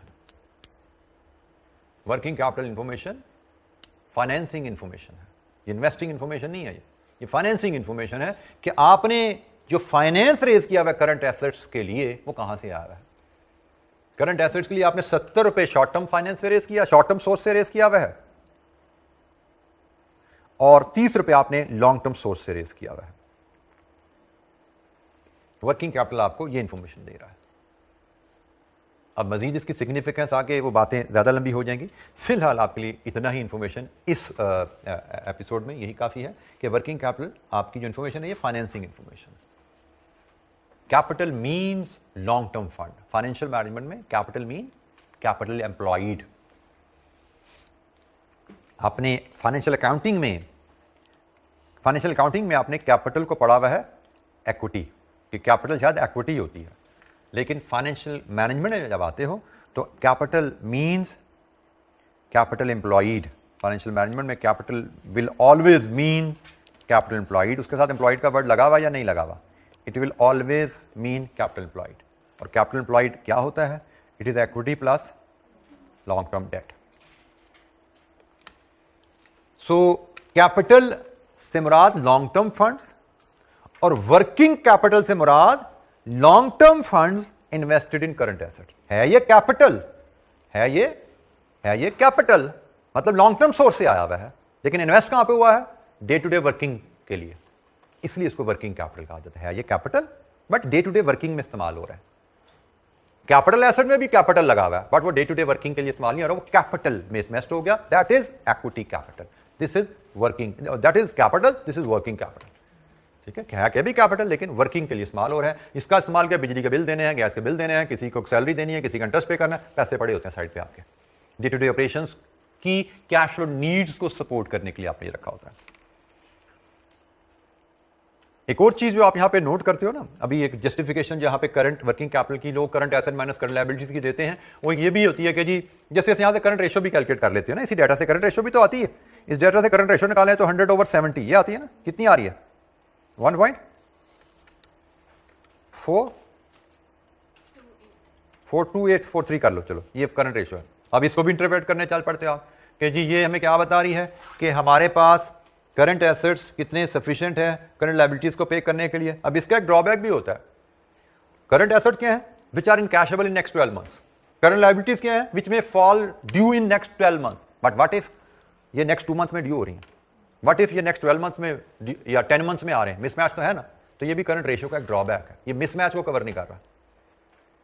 क्या आपकी करंट लायबिलिटीज हो सकता है 2 महीने बाद ड्यू हो रही हो और करंट एसेट इन कैश होना 6 महीने बाद, 8 महीने बाद। इसका मतलब ये नहीं कि आपके पास सफिशिएंट एसेट्स हैं टू पे ऑफ योर करंट लायबिलिटीज। तो ये भी बार एक छोटा सा इसी से वर्किंग कैपिटल रिलेटेड एक पॉइंट था जिसको हमने डिस्कस किया, क्योंकि जैसे मैंने बोला कि वर्किंग कैपिटल प्रैक्टिकली ये बहुत बड़ा एक एरिया है, बहुत अहम एरिया, बड़ा तो मैं कहूँगा बहुत अहम एरिया है प्रैक्टिस में, जो आपको जिस पर कमांड लेनी पड़ेगी। तो इस पर जहाँ जहाँ थोड़ा थोड़ा जिक्र आएगा मैं आपको थोड़ी थोड़ी सी टर्म्स इंट्रोडक्शन देता रहूँगा। जी कोई सवाल? अच्छा जी, कहाँ पे पहुंचे जी? हम यहाँ पे बात कर रहे थे, हम यहाँ पे डिस्कस कर रहे थे कैपिटल एम्प्लॉयड से क्या मुराद है। कैपिटल एम्प्लॉयड से मुराद है कैपिटल एसेट में जो पैसा डाला वो भी, और जो वर्किंग कैपिटल में पैसा डाला वो भी। लॉन्ग टर्म फंड्स, किसी भी कारोबार में long term funds capital asset में भी जाते हैं और वर्किंग कैपिटल में भी लॉन्ग टर्म फंड जाते हैं। ये हमारा कैपिटल एम्प्लॉयड कहलाता है, ये इनिशियल कैपिटल एम्प्लॉयड है। And then there is average capital employed, जो कि ये यूज हो रहा है जी। एवरेज कैपिटल एम्प्लॉयड क्या है? Initial capital investment plus residual value divide by 2 plus working capital, ये एवरेज कैपिटल एम्प्लॉयड की कैलकुलेशन है। अब हमने इस फार्मूला से चलना है, इस फार्मूला से चलना है, मतलब इससे चलना है, इससे चलना है, ये एग्जामिनर की रिक्वायरमेंट पर डिपेंड करेगा, which is very rare by the way. ये भी क्वेश्चन मुझे इस टॉपिक पे क्वेश्चन पास्ट पेपर में नजर नहीं आता। ठीक है, जो एक दो इलस्ट्रेशन कर लेंगे क्लास में वही सफिशिएंट रहेगी हमारे लिए। हमें या तो एग्जामिनर में अगर क्वेश्चन एग्जामिनेशन में आया तो बताया जाएगा ये फार्मूला, ये फार्मूला, अगर नहीं बताया गया तो जो आसान है हम लेके चल पड़े, कोई फर्क नहीं पड़ता। यहाँ पे कोई प्रेफरेंस नहीं है। जैसे पे बैक मैंने कहा था प्रेफरेंस आ गई कि evenly through out the year पैसा, दैट इज कॉमन, तो यहाँ पे कोई प्रेफरेंस नहीं है क्योंकि दोनों इक्वली हैं, दोनों they both give the same decision पे हमारे कोई असर नहीं पड़ता। बेशक वैल्यूज परसेंटेज की फर्क आएंगी क्योंकि जारी बात है इनिशियल इन्वेस्टमेंट कोई और है, एवरेज इन्वेस्टमेंट कोई और वैल्यू है, डिनोमिनेटर बदलेगा तो रेट तो बदल जाएगा लेकिन डिसीजन पे कोई फर्क नहीं पड़ता। तो हम इनमें से जो मर्जी टूल यूज करें इक्वली गुड है। अच्छा जी, हम accounting rate of return in formulas के लिए हमारे पास 2 इलस्ट्रेशन हैं, illustration 6 and illustration 7. Let's do illustration 6 first. Illustration 6 का डाटा तो मुझे लगता है हमारे लिए फेमिलियर डाटा है थोड़ा. ये हमने अभी इसका ARR निकाला था, कुछ मिलता जुलता डाटा बस थोड़ा जी. इसका हमने अभी ARR पे बैक निकाला था थोड़ी देर पहले जी हमने. अब लेकिन अब रिक्वायरमेंट है ARR की. डाटा में क्या दिया गया जी? ABC Limited is evaluating a project which requires initial capital investment of 180 million and 20 million of working capital. Capital 180 का, 20 million working capital. So total capital required is 200. The project will have a life of 5 years and expected residual value is 20 million. Financial controller has prepared the following forecast for the expected profits over the life of the project. सालाना मुनाफा क्या है जी? और हमसे कहा गया ARR निकालिए. अब ARR निकालने के लिए तो दो फार्मूलाज होते हैं, एक ARR based on average investment और एक ARR based on initial investment. तो हम दोनों से ही निकाल लेते हैं, प्रैक्टिस कर रहे हैं हम. तो हम इलस्ट्रेशन 6 में दोनों मेथड से ARR निकालते हैं. एज एन इलस्ट्रेशन प्रैक्टिस के तौर पे हमने कहा जी हम ARR निकालने जाएंगे. एक फार्मूला है estimated average annual accounting profit divided with initial capital employed, और दूसरा फार्मूला मैं यहीं पे थोड़ा मॉडिफाई करता हूं, एवरेज कैपिटल एम्प्लॉयड. डिनोमिनेटर में हम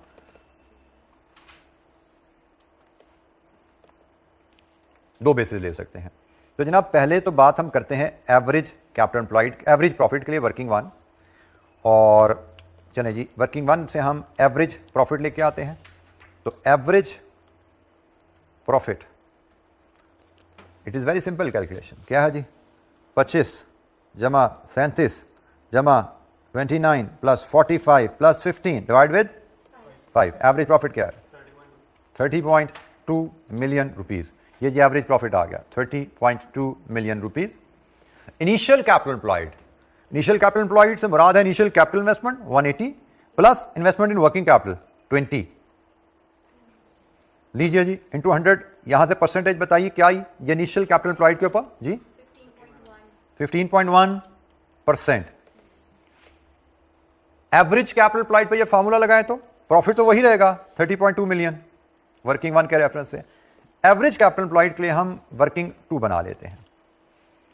हमने एवरेज कैपिटल एम्प्लॉयड का भी फार्मूला देखा था, that was initial capital investment plus residual value divide with 2 plus investment in working capital. तो बताइए यहां से एवरेज कैपिटल एम्प्लॉयड क्या है? 120 मिलियन. लीजिए जी 120 मिलियन पे इसको हम प्लेस करें तो यहां पे 25.17%. तो हमसे पूछे कोई ARR क्या है बेस्ड ऑन इनिशियल इन्वेस्टमेंट, तो वो 15% है. ARR क्या है बेस्ड ऑन एवरेज इन्वेस्टमेंट, वो 25.17% है. किसी भी फार्मूला से ARR निकाल लें, हमारा डिसीजन नहीं बदलेगा. हमने ये ARR कैलकुलेट कर रहे हैं कैपिटल इन्वेस्टमेंट डिसीजन के लिए, ठीक है. वो आगे हम डिसीजन मेकिंग रूल पर जाएंगे तो वहां पे एलैबोरेट के डिसीजन क्यों नहीं बदलता. 15% 25% देखने में रेट तो फर्क लगते हैं, बट ये इंफॉर्मेशन इनकम्प्लीट है unless we link it to the base. ये इंफॉर्मेशन इनकम्प्लीट है unless you link it to the base. मतलब 25% किसका? इनिशियल इन्वेस्टमेंट का. 15% किसका? 25% एवरेज इन्वेस्टमेंट का. 15% किसका? इनिशियल इन्वेस्टमेंट का. जब तक आप इसको लिंक नहीं करते ये इंफॉर्मेशन इनकम्प्लीट है, ठीक है. क्योंकि ये ARR रिलेटिव मेजर है. 25% in relation to average investment, 15% in relation to initial investment. Percentages are considered, they are relative measure. Percentages are relative measure. They have no meaning unless we don't know in relation to which value they are calculated. ये percentage का एक drawback भी है relative major होना, कि ये information itself incomplete रहती है till the time you link in to the base, जिसकी बेस पे ये कैलकुलेट की गई है. So accounting rate of return calculate करना, बेसिक सी कैलकुलेशन हमने परफॉर्म की. अकाउंटिंग रेट ऑफ रिटर्न की कैलकुलेशन की. कोई सवाल जी?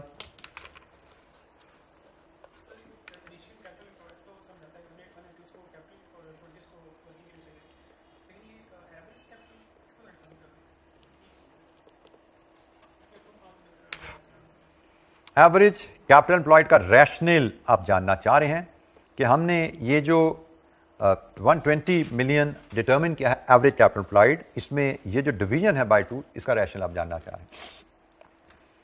अच्छा, इसके लिए आपको बिजनेस की थोड़ी सी नेचर को मैं थोड़ा एलैबोरेट कर दूं। आप बिजनेस जब शुरू करते हो, आप उसमें कैपिटल इन्वेस्टमेंट भी करते हो, आप उसमें वर्किंग कैपिटल में इन्वेस्टमेंट भी करते हो। कैपिटल इन्वेस्टमेंट से बराबर है प्लांट एंड मशीनरी, ठीक है, कैपिटल एसेट्स। और वर्किंग कैपिटल से बराबर है stocks. Let's assume for the sake of simplicity आप स्टॉक्स में पैसा डाला, कुछ कैश अपने पास रखा कारोबार चलाने के लिए। कैपिटल एसेट में आपने जो पैसा डाला, विद यूटिलाइजेशन उस एसेट की value with every passing year गिरती जा रही है, ठीक है। जो आपके पीएनएल में डेप्रिसिएशन चार्ज जाता जा रहा है, ठीक है, डेप्रिसिएशन चार्ज की वजह से, और आपके कैपिटल एसेट की वैल्यू रिड्यूस होती जा रही है। वो चीज यहां से यहां तक सफर में रिफ्लेक्ट होगी कि कैपिटल एसेट आपका शुरू जब प्रोजेक्ट किया 180 पे था, कैपिटल एसेट आपका प्रोजेक्ट के एंड पे 20 पे आ गया। ऑन एवरेज इन्वेस्टमेंट कहां पर रही capital through out the life of the project? 180 से शुरू हुआ, 20 पे गिर गया, तो एवरेज क्या रही लाइफ में? दैट इज ये कैपिटल इन्वेस्टमेंट की एवरेज है। इसकी बात करें तो भाई ये तो स्टॉक है, ये तो कैश है। जब कारोबार शुरू किया स्टॉक और कैश चला, क्या ये भी डेप्रिशिएट होता है? इसकी वैल्यू तो नहीं गिरती ना, ये तो रोटेट होता रहता है एज इट इज। पुराना बिकता नया जाता है उसकी जगह, पुराना बिका नया गया, ये तो वहीं कमी वैल्यू खड़ी रहती है, ठीक है। तो इनिशियल की बात की तो वो तो 180 + 20 पे बात खत्म होगी। एवरेज की तो इसने एवरेज नहीं होना, इसने एवरेज हो जाना, क्योंकि इसकी value with the passage of गिरनी है। कैपिटल एसेट की वैल्यू गिरती है, कैपिटल एसेट को हम एवरेज कर लेते हैं, ये वहीं कमी खड़ा है, ठीक है जी। एनी क्वेश्चन, कोई सवाल और?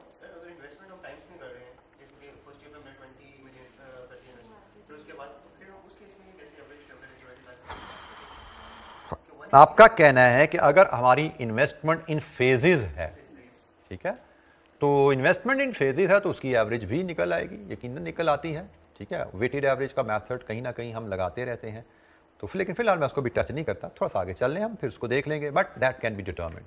लेकिन हमने यहाँ पे फिलहाल हम जो सिचुएशन देख रहे हैं, हम जो प्रोजेक्ट कैश फ्लो से डील कर रहे हैं, उनमें प्रोजेक्ट को इनिशिएट करने के लिए initial investment is required. Upfront investment से प्रोजेक्ट इनिशिएट हो जाता है, फिर रिटर्न आनी शुरू हो जाती है।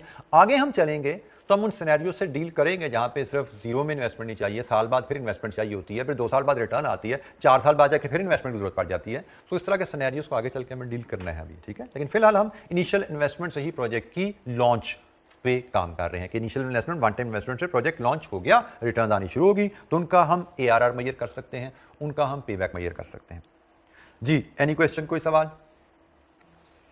अच्छा जी, accounting rate of return calculate करना, प्रॉफिट्स की बेस पे हम इसको कैलकुलेट करेंगे। इनिशियल इन्वेस्टमेंट की बेस पे ऊपर भी ले सकते हैं और एवरेज इन्वेस्टमेंट के ऊपर भी ले सकते हैं। एक सिनेरियो हम और देखते हैं जरा, इलस्ट्रेशन 7। अब इलस्ट्रेशन 7 हमारे वही प्रोजेक्ट A और B को लेके हैं जिनका भी हमने पेबैक कैलकुलेट किया था, और ये डाटा भी वही है कैश फ्लो वाला। अब यहां पे वो क्वेश्चन आ गया, हमसे इसमें कहा जा रहा है calculate ARR of both the project. अब ARR निकालना है तो ARR के लिए तो हमें चाहिए होती है एस्टिमेटेड एनुअल अकाउंटिंग प्रॉफिट और एवरेज या इनिशियल इन्वेस्टमेंट। तो यहां पे इनिशियल इन्वेस्टमेंट भी प्रोजेक्ट एक ही, लेट्स अज्यूम हम बात करते हैं, इनिशियल इन्वेस्टमेंट भी अवेलेबल है और एवरेजिंग करनी हो तो एवरेज इन्वेस्टमेंट का डाटा भी अवेलेबल है।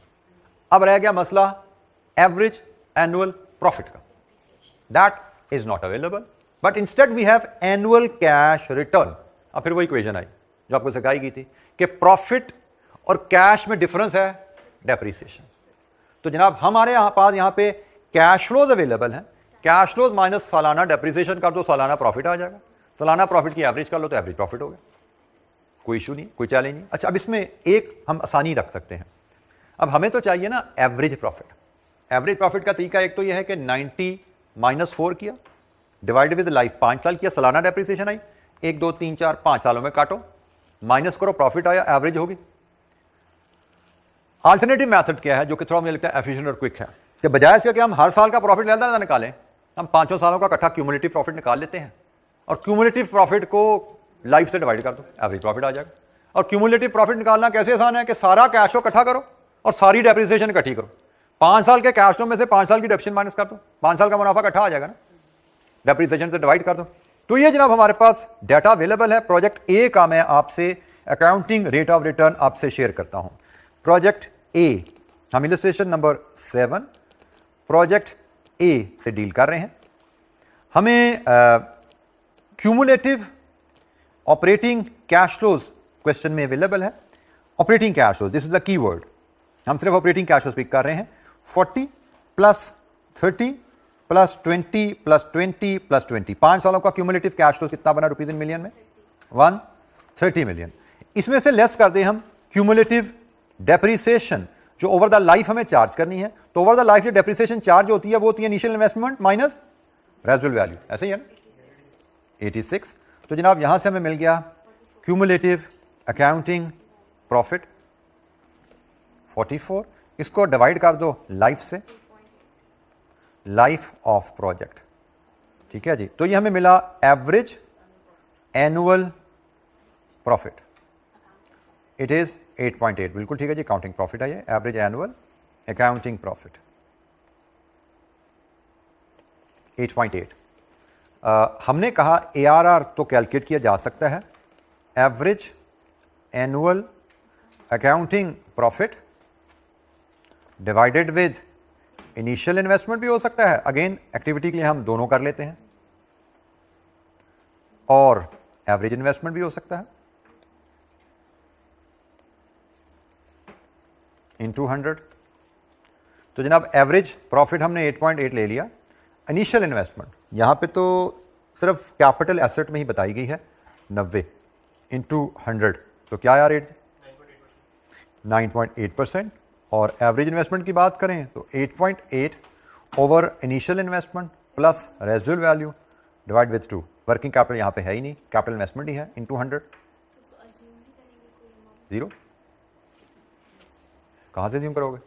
कोई गाइडलाइन ही नहीं अवेलेबल, तो उसने इनिशियल इन्वेस्टमेंट का देख के हम ज्यूम करेंगे सारा कैपिटल ही है भाई जी। कितने आएगी?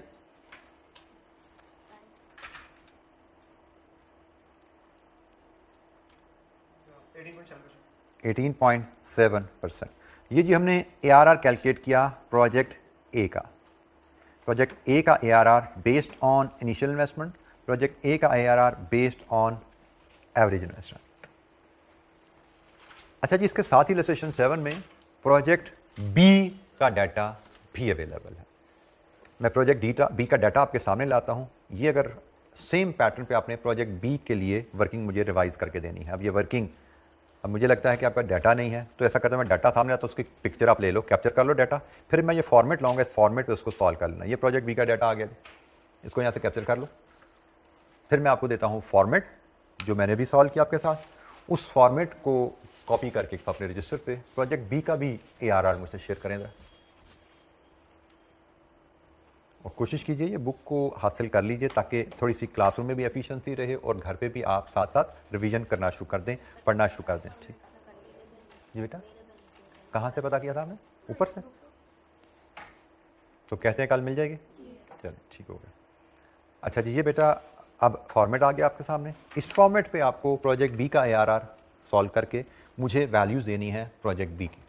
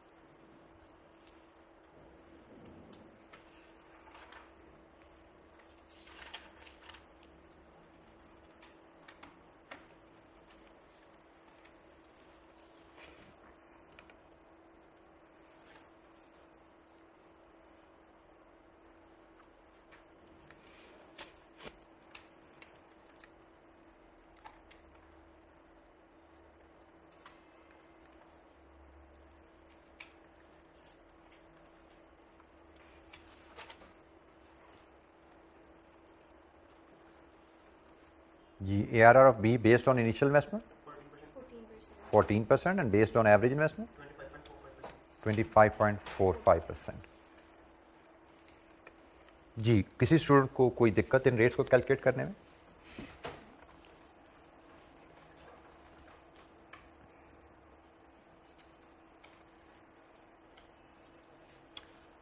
अच्छा, अब इनके जरा डिसीजन रूल को भी डिस्कस कर लें। तो ARR मेथड, पहले कंपैरिजन की बात कर लेते हैं कि ARR मेथड के तहत किस प्रोजेक्ट को बेहतर समझा जाएगा? तो रूल इज वेरी सिंपल, जो प्रोजेक्ट ज्यादा रिटर्न दे रहा है वो बेहतर है।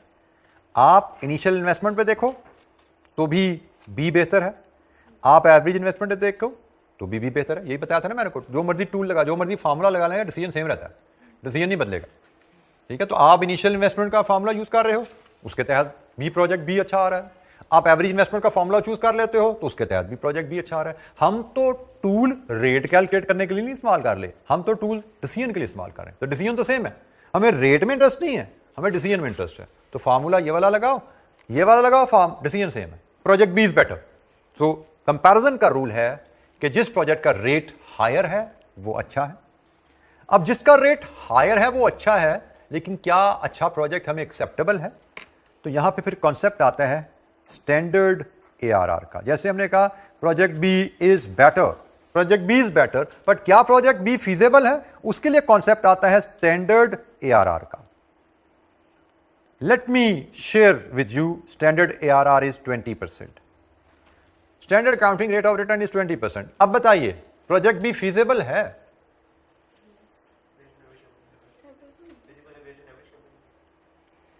That answer depends. इसकी बेसिस क्या है भाई, ताकि हमें पता लगे इसको इससे कंपेयर करना है या इससे करना है। तो फार्मूला जो मर्जी हो, जो भी फार्मूला चूज करो, उसी से स्टैंडर्ड ARR कैलकुलेट करना, उसी से प्रोजेक्ट का ARR कैलकुलेट करना, बस यही गाइडलाइन है, डिसीजन नहीं बदलेगा। लेट्स अज्यूम हमें कहा गया कि भाई बेस है इसकी एवरेज, बेस है सॉरी इनिशियल इन्वेस्टमेंट का स्टैंडर्ड है 20%। तो हमने कहा जी स्टैंडर्ड 20 है, इनिशियल के बेसिस पे प्रोजेक्ट तो 14 दे रहा है, project is not feasible. B A से अच्छा जरूर है बट एक्सेप्टेबल नहीं है हमें। अच्छा, यहां पे अब ये स्टैंडर्ड ARR कहां से आया? जैसे हमने स्टैंडर्ड पे बैक पे बात की थी ना, उसकी तो कोई बेस ही नहीं थी। स्टैंडर्ड ARR की बेस है, स्टैंडर्ड ARR हासिल किया जाता है from most recent financial statements. आप मोस्ट रीसेंट फाइनेंशियल स्टेटमेंट्स में देखते हो कि आपने लास्ट ईयर में अकाउंटिंग रेट, किस रेट पे अकाउंटिंग मुनाफा कमाया। आपका साल क्लोज हुआ है 30 जून 2022 का, 2022 की फाइनेंशियल स्टेटमेंट देखो और वहां से फाइनेंशियल स्टेटमेंट से निकालो आपने 2022 में किस रेट पे मुनाफा कमाया। जिस रेट पे आपने 2022 में मुनाफा कमाया है, that become standard for the next year, कि अगले साल हमने उतना या उससे ज्यादा रिटर्न देने वाले मुनाफा प्रोजेक्ट एक्सेप्ट करना है। ठीक है जी। सो स्टैंडर्ड ARR की बेसिस होती है। बस हमें ख्याल रखना है कि जिस फार्मूला से बेस कैलकुलेट की है वो इनिशियल है या एवरेज है, उसी फार्मूला से प्रोजेक्ट का ARR निकालना है। हमारा डिसीजन पे कोई असर नहीं पड़ता। हम इनिशियल इन्वेस्टमेंट पे बेस निकालें, स्टैंडर्ड निकालें, प्रोजेक्ट को भी इनिशियल इन्वेस्टमेंट पे कैलकुलेट कर लें, decision will be the same. हम एवरेज इन्वेस्टमेंट पे स्टैंडर्ड निकालें और प्रोजेक्ट का ARR भी एवरेज पे ले लें, हमारे डिसीजन पे कोई असर नहीं पड़ेगा। जो मर्जी टूल आप, जो मर्जी फार्मूला इस्तेमाल करें, initial average, use it consistently, this is the only guideline. अच्छा जी, ARR पे भी एक लास्ट छोटा सा एडवांटेज का पॉइंट, जिसके बाद ये चैप्टर, ये टॉपिक भी हमारा क्लोज हो रहा होगा जी बेटा। स्टैंडर्ड ARR के लिए हम फिर profit for the year use करेंगे जी, मोस्ट रीसेंट फाइनेंशियल स्टेटमेंट से प्रॉफिट फॉर द ईयर, बिल्कुल profit for the year recent financial statement से यूज करेंगे और उस साल का एवरेज कैपिटल एम्प्लॉयड या इनिशियल कैपिटल एम्प्लॉयड, एवरेज मतलब साल का शुरू, साल का एंड, इनिशियल मतलब साल का शुरू। जी, read through these advantages and disadvantages, और कोई पॉइंट आपको लगता है एक्सप्लेनेशन चाहिए उसकी तो पूछिए।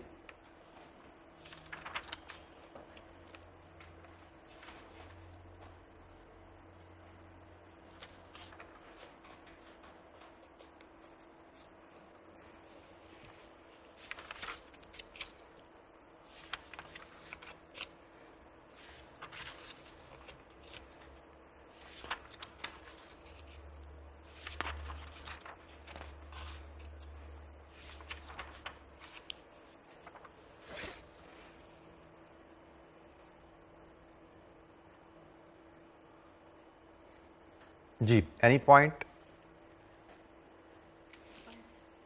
किसी एडवांटेज डिसएडवांटेज पे आपको एक्सप्लेनेशन चाहिए? सर इसको रिलेटिव इसलिए कह रहे हैं क्योंकि ये एक दफा इनिशियल को लेकर एवरेज को या बेटा परसेंटेजेस मयर्स जितने भी होते हैं वो रिलेटिव मयर होते हैं। मैंने अभी थोड़ी देर पहले जुमला बोला कि परसेंटेज मयर्स आपके इनकम्प्लीट इंफॉर्मेशन है। ये परसेंटेज आपके किसी काम की नहीं है unless you know what is the base on which base you have to apply it. Itself ये परसेंटेज किसी काम की नहीं है, ठीक है। ये relative, all percentages are relative measure, और ये इनकी एक वीकनेस है कि ये इनकम्प्लीट इंफॉर्मेशन है। They are not complete unless we have some associated information.